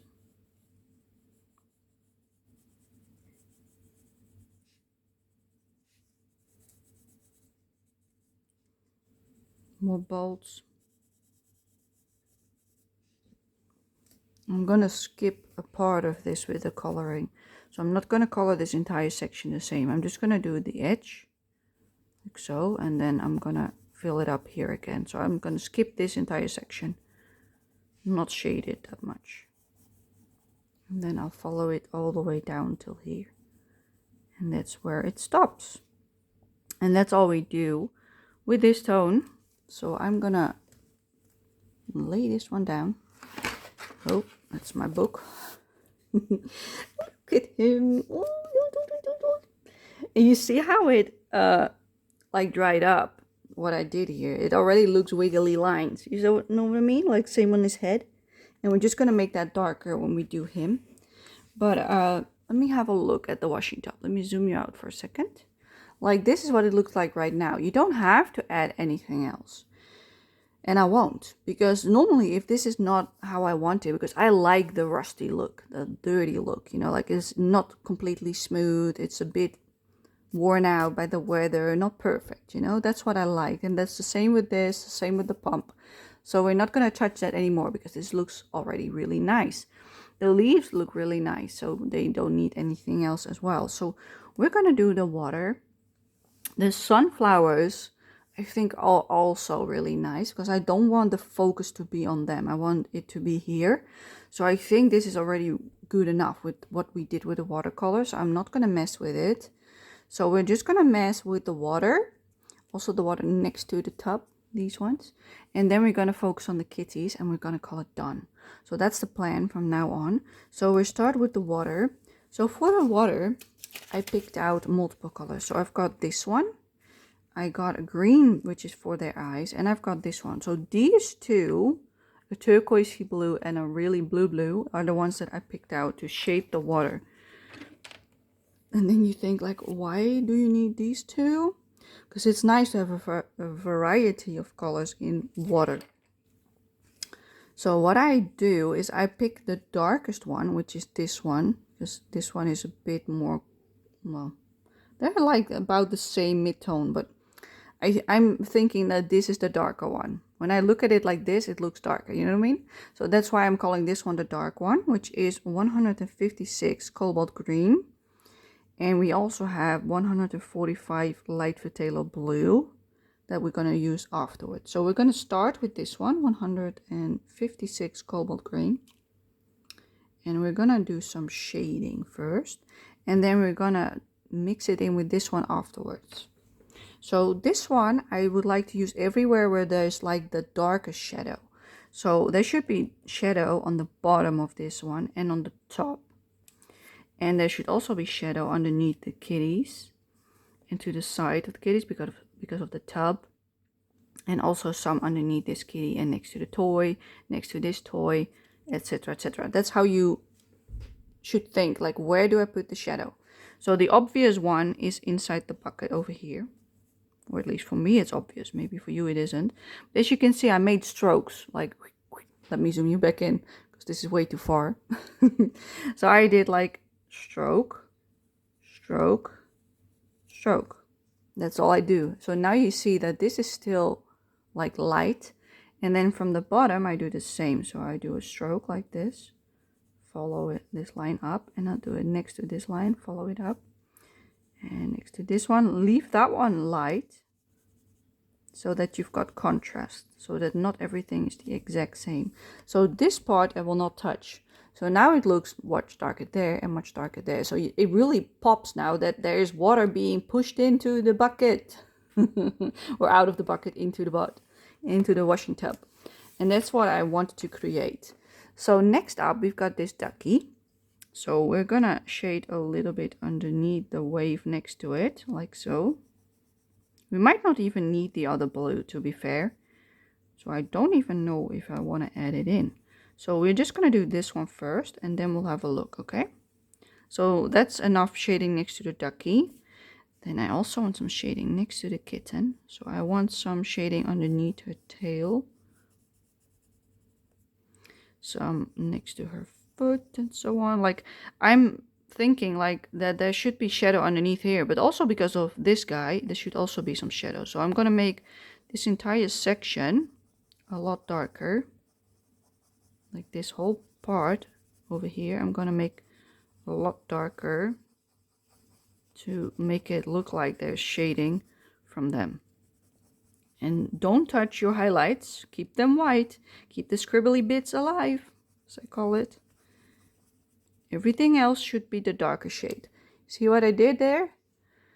So that's nice. I think I want to keep the foreground as light as possible.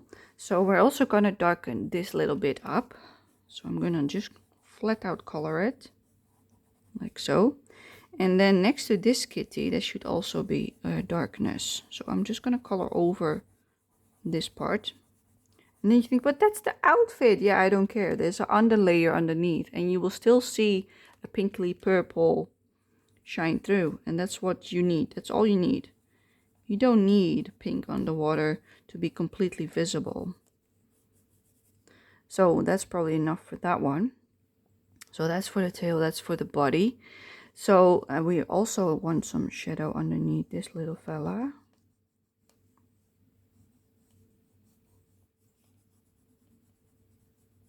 So in case you went over all of these bits and bobs because you weren't careful with the watercolor, you can always go back in with a paint pen or a gel pen to add them back in if you want to. Just so that you're aware, if you messed that part up, you can add them in by using a gel pen or a paint pen or something like it. That's my cat waking up. So this is also the same as what we did over there. We want darkness next to this kitty because he's casting a shadow, give or take. And a little bit to the side, and his tail, cast shadow from a tail, and a cast shadow from the toy. And that's probably enough for the washing tub. Look at that, it's already amazing. So now we have this. This looks completely flat. There are no lines like what we have here. There's none of that over here. So we have to create something ourselves.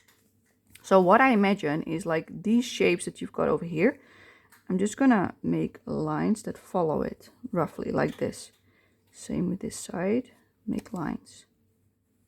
And it doesn't really matter how you do it.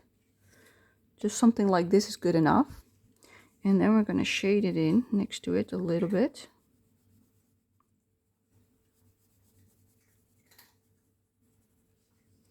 And we'll do the same over here.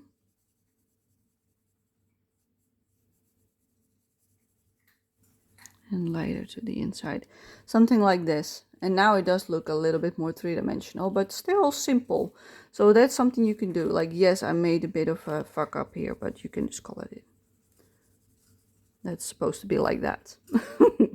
I forgot that squiggly line. So we do the same on the other side. But this one is like also below the leaf. So we're just gonna do it like this. More shadow because of the leaves. And then this part I only want a little bit shadow because there's a lot more sunlight, you know. We're using the highlights of the paper that we didn't cover with the watercolor in our advantage this time around. So our darkest part is the foreground in this one. There we go. Perfect. We don't want to do anything else. I don't think we need the other blue because this looks fantastic, in my opinion. All right, let's go for... Then we only need to do them, basically. Let's do the toys first because I want to do the small kitten last. This is my favorite. Let's take a red tone. So we only have one red, which is 121, which is Pale Geranium Lake. 121. There we go. Let's take that one out and put that one in. And let's go. So what I will do for this little toy is I will make the bottoms, or this part and this part, darker on every section. So I'm just gonna make like squiggly bits over here and smoosh it out a little bit, like really gently. Dark, smoosh it out. So this way of coloring you can also do with Prismacolor, Chroma Flows, whatever you want to, because I'm not layering.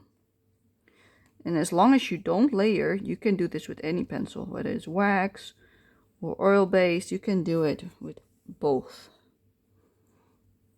Let me move you a bit more in frame. So for this ball, it's rounded, so this side should be darker and this side should be darker. So you want to leave like an oval shape over here as a highlight to create that illusion that is round. You see how round this looks compared to that side? That's what you're aiming for.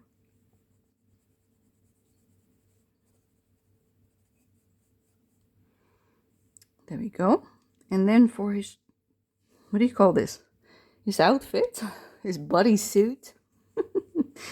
I don't know, his swimsuit. Let's call it his swimsuit.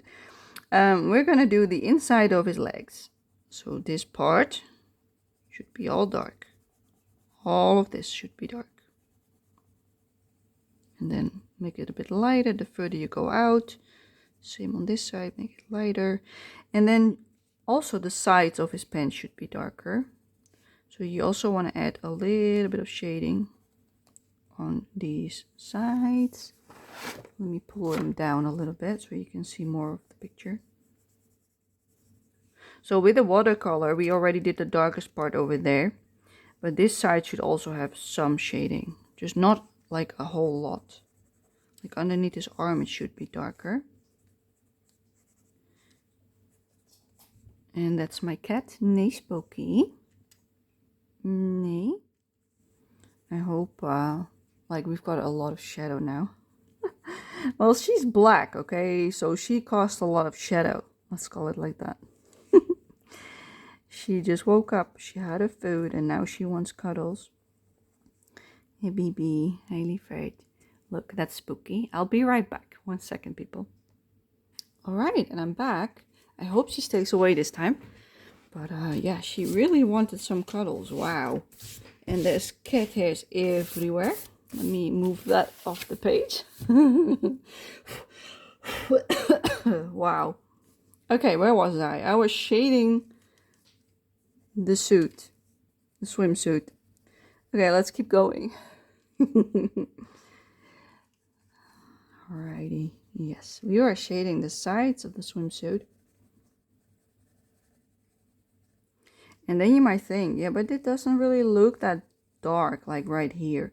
I don't want it that dark. I want only the sides to have really darkness to them. And the rest I would like this light tone.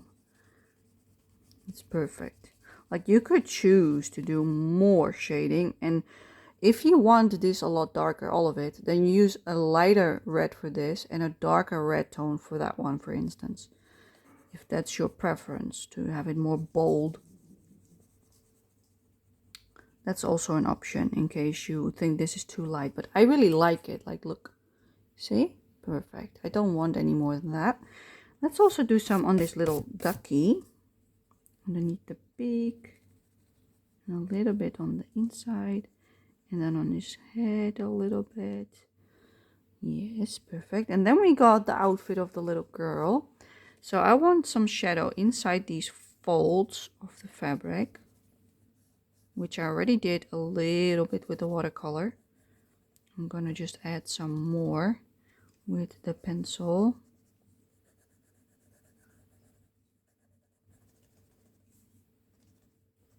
To make it a bit more dark.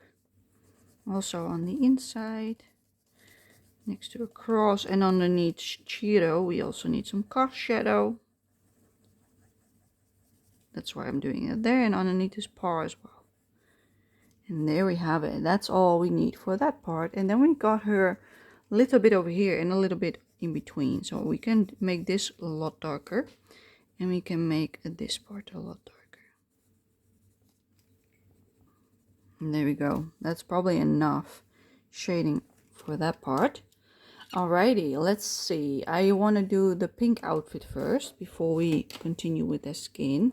So for the pink, I chosen Pink Meadow Lake 129 as a shading color, because I kept it really light, as you can see. So then this should be fine, because otherwise I otherwise choose a darker pink if I made the base darker. But let's see, I think this should do it. Does it? Yes, this is perfect. Alright, let's make a little bit of shading next to her sleeve, underneath her arm, next to the folds. So I want shadow next to these folds. Underneath the tail, underneath this fold. I also want some on the sides. So what I'm doing is I'm following the folds of the fabric to shade, and at the same time I want this part dark, and everything that has a shadow. So this will cast a shadow, the tail will cast a shadow, the head will also cast a minor shadow over here. And you also want the shape of the outfit, like there should be some rounding here because of a shoulder. And that's how you think about every little piece of the outfit. And that's enough probably, so only this one I still want to do. And then I think it's already enough shading. You could add a lot more, but I think this is fine. Like, and if you would like a little bit more, I would add it somewhere here. So then I would do like this, you know, make this part a little bit darker. But as you can see, it's not a big difference. So I think this should do. Alrighty, well, let's keep going. We've done the outfits. We've done those. We need some. I don't want to do yellow on those. I think that's fine the way it is. I don't want them to really pop.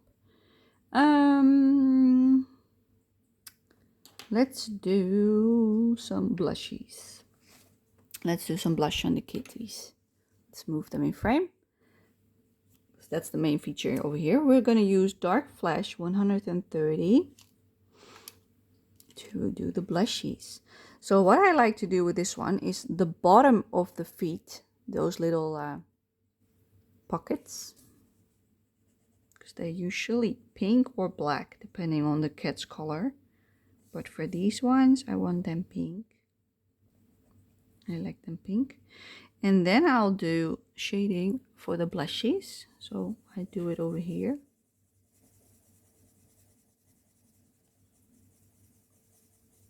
Blend it out. A little bit on the nose, on the inside of the ear.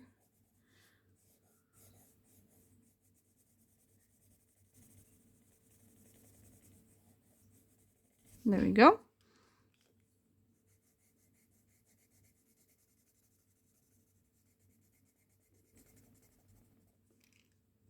And that's how I like it. Using the blushies on the ears and the blushies itself. I just love it. This makes them look so cute by adding these blushies in. I like to do that for every book where there's animals with clothing and such. I just love it. Little chiro. Yeah, that little fella is my my little tiny one. My little friend. Yeah, it's a shame I can't cuddle them. Like, I got one in real life. I can cuddle my own, but it's not the same. Well, it is, but it isn't, because this is a tiny one. I've never had a kitten. I've always adopted older cats because of my wheelchair, because it's really scary. And when they're really tiny, I can't like take them from the ground because I will fall out of my wheelchair if I try to do that. So for me, it's best to have already an adult cat, so at least a year old. But so far, my first cat was already like 7 or 8 when I gotten him, and he died a couple of years ago. And now I've got Spooky, who was 5 years old when she got into me, and she becomes 6. No? Yes. No? Is it already 2 years ago or is it a year ago? It's already 2 years ago. So that means he becomes 7. I think I'm losing my mind. Is it already 2 years ago that I've gotten her? I think so. Might be. Wow. Oh, so cute. Okay, those are the blushies. Oh, I should also do the inside of the mouth with this one. Hold up. I like to create a tongue.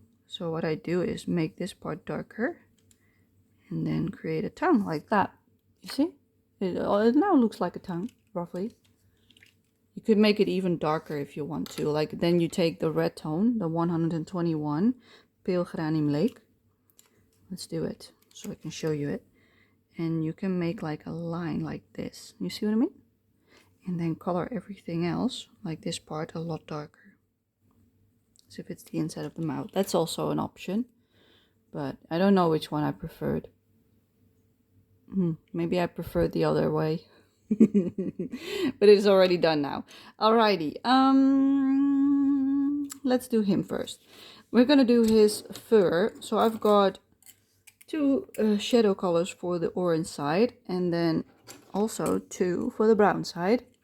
So we're gonna start on the lighter side, and I'm gonna start with the lightest tone, which is Terracotta 186, which you can't even read because it's so tiny. These are my favorite shades of brown. So let's see, how dark is it? It's not that dark. Okay, good. Let's shade a little bit with it. As you can see, I'm just scribbling. I'm not being careful because I want scribbles to indicate that there's fur. There we go. A little bit of scribbly over here and over here. And those you can't even see. Okay, let's switch to the 188 sanguine. And let's make it a little bit darker on the side.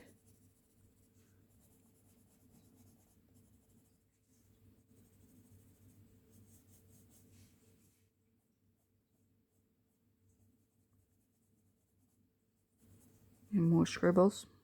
See what I did? All the scribbles in the world. And it looks very nice. So let's do a little bit more scribbles over here.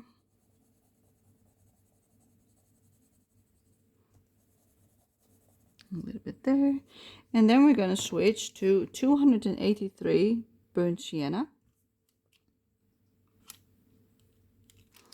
And we're going to continue our way to the inside of the arm. And we do the same on this side, make it darker.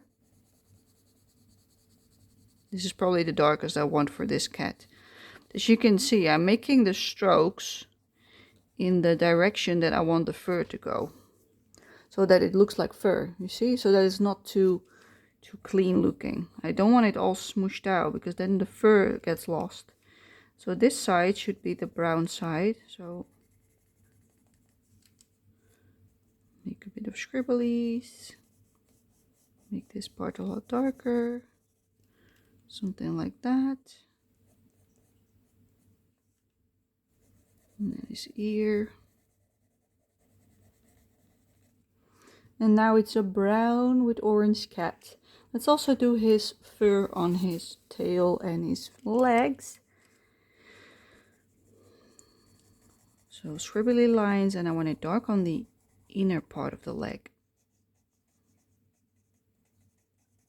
And on the side, like so. And I'm now also going to do a little bit underneath the water.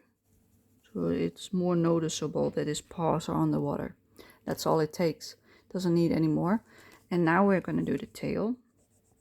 So I'm going to do the tail like so. This part should be nice and dark. And then scribblies, scribblies, more squigglies. You don't want to be like, you want to be messy. Let's just say it like that. You want to be messy with fur. It gives a really nice look. So this is what he looks like right now. And I really like it. We're now going to first do the twin sisters. So I'm going to switch to Cinnamon 189, I think it's called. Yes, which is this tone. That's usually the shading tone for the kitties, for the two girls, the twins. So let's do it right now. So what I like to do on them is I like to do lines like this, flicks motions.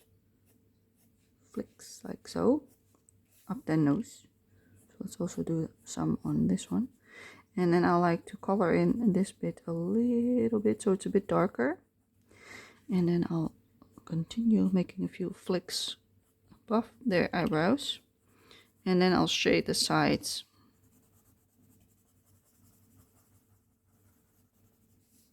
And the bottom.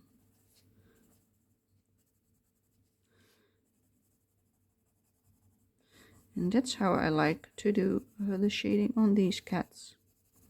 A lot less than what I do on the other ones, basically. You see, it's not that much. But I really like it as light as it is. So I want to keep that, to keep it light and fresh. To really amplify the summer feeling. That's why I'm not going any darker than this. And it should be fine.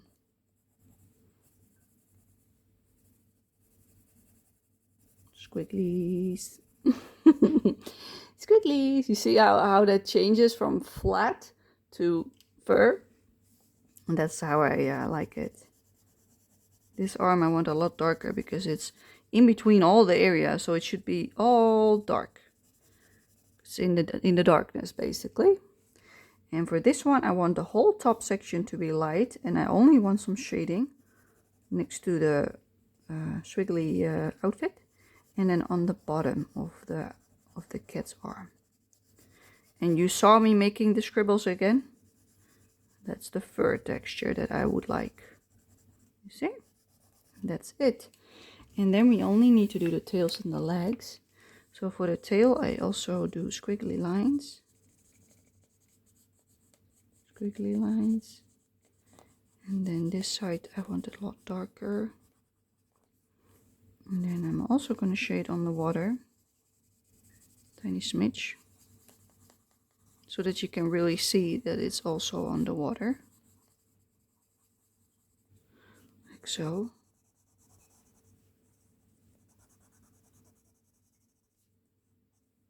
That's a tail, so it should be darker.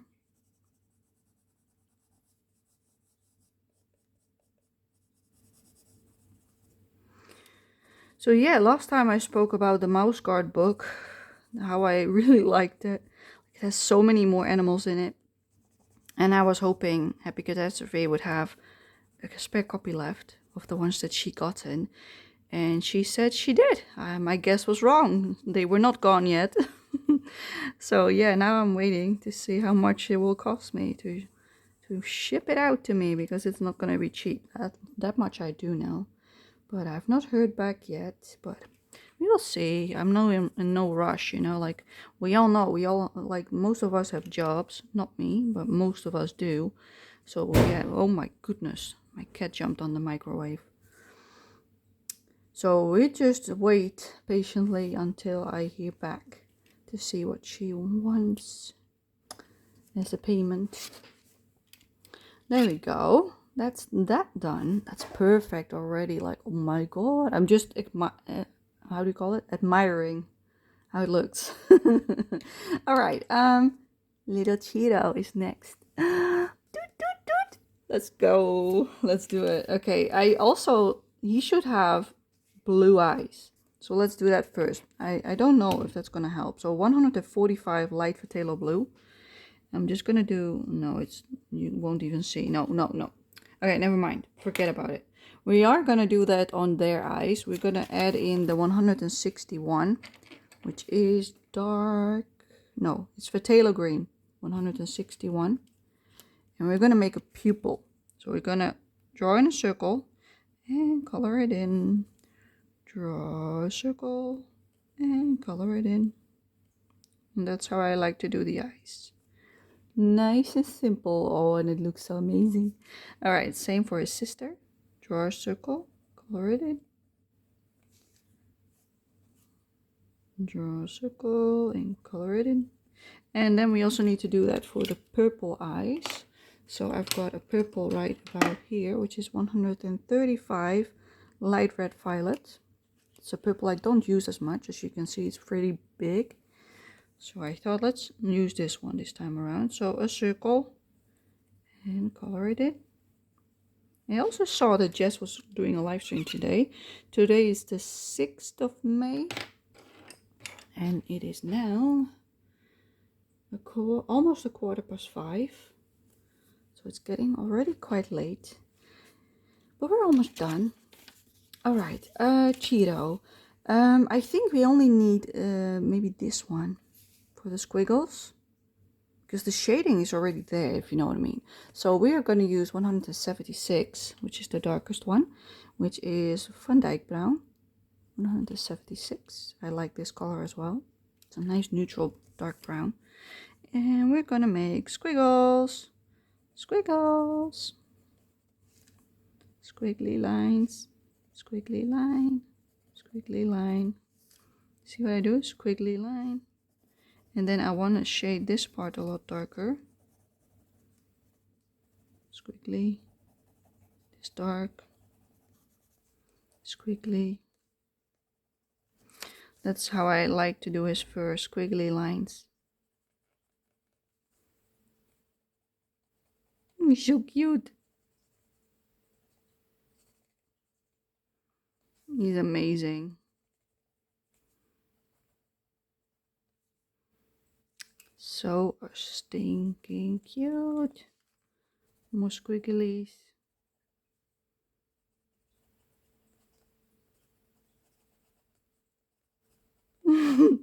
My squigglies get more squigglier. Is that even a word? More squigglier. It is now. More squiggly.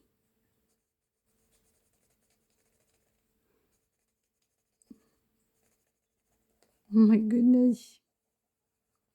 Alright, is this good enough? That's the question. Do we need more squigglies? Do we need more color on you? That's the question. Little guy should be looking like this. Does he need more color? He needs more color. He needs a little bit more color. Just a tiny smidge maybe. Yeah. Okay, we do a little bit more color. I'm gonna take a warm brown. So I'm gonna take the 188 Sanguine. And I'm gonna do a little bit more flicking motions, or squiggly motions I should say. A little smidge more because I think it's a bit too light.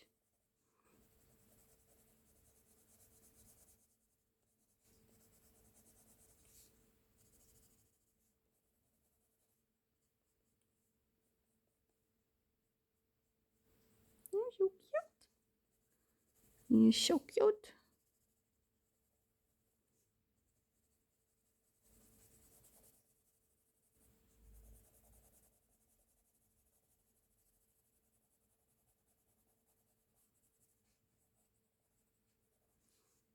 You're so adorable. I can't resist. Oh my god. Look at him. So cute. I think he's amazing. I think we succeeded.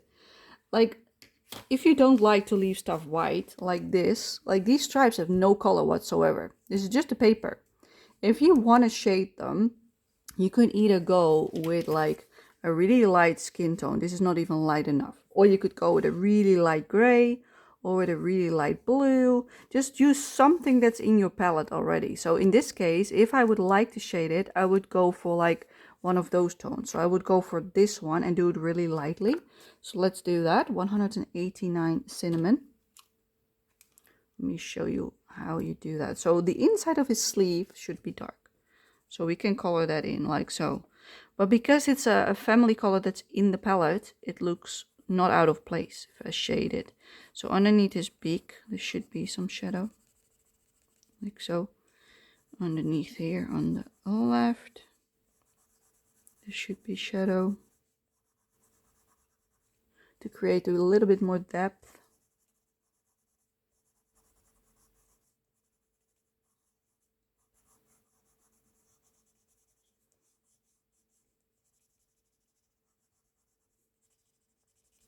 So I do the exact same as what I did with the red, only this time with this tone.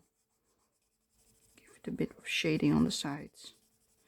And because it's a really light tone and there's no like layer underneath, it looks different than when we used it on his sisters. And that's probably enough shading, I think. Maybe a little bit underneath his arm. There we go. I think that's beautiful. I think this is how I want to leave it. Like maybe like a cookie? What do you call it? What do you call that? The buttonhole. You know what I mean. Do cats even have it? I don't know. I don't think so. I think they've got nipples. I don't think they have it, but that's what I feel like. Okay, let's zoom you out. I think we are done. Yes, that's the right button. I think we are done. I love it. Oh my god, look how cute.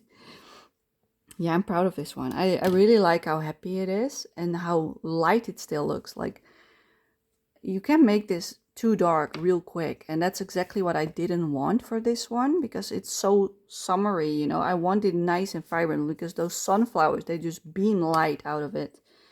I think I made a good choice with choosing pink for the background.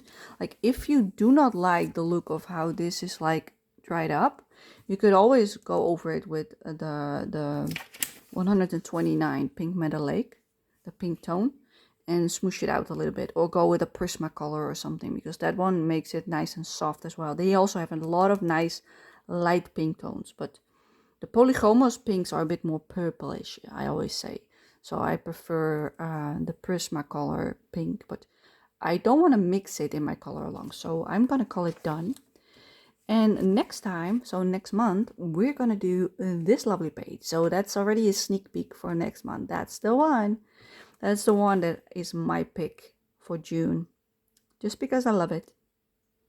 It's Sister's Love. So yeah, that's everything for me for today. So I hope you enjoyed it. And I hope to see you for my next video. For whatever that's gonna be. So thank you so much for watching. And I'll see you next time. Bye bye.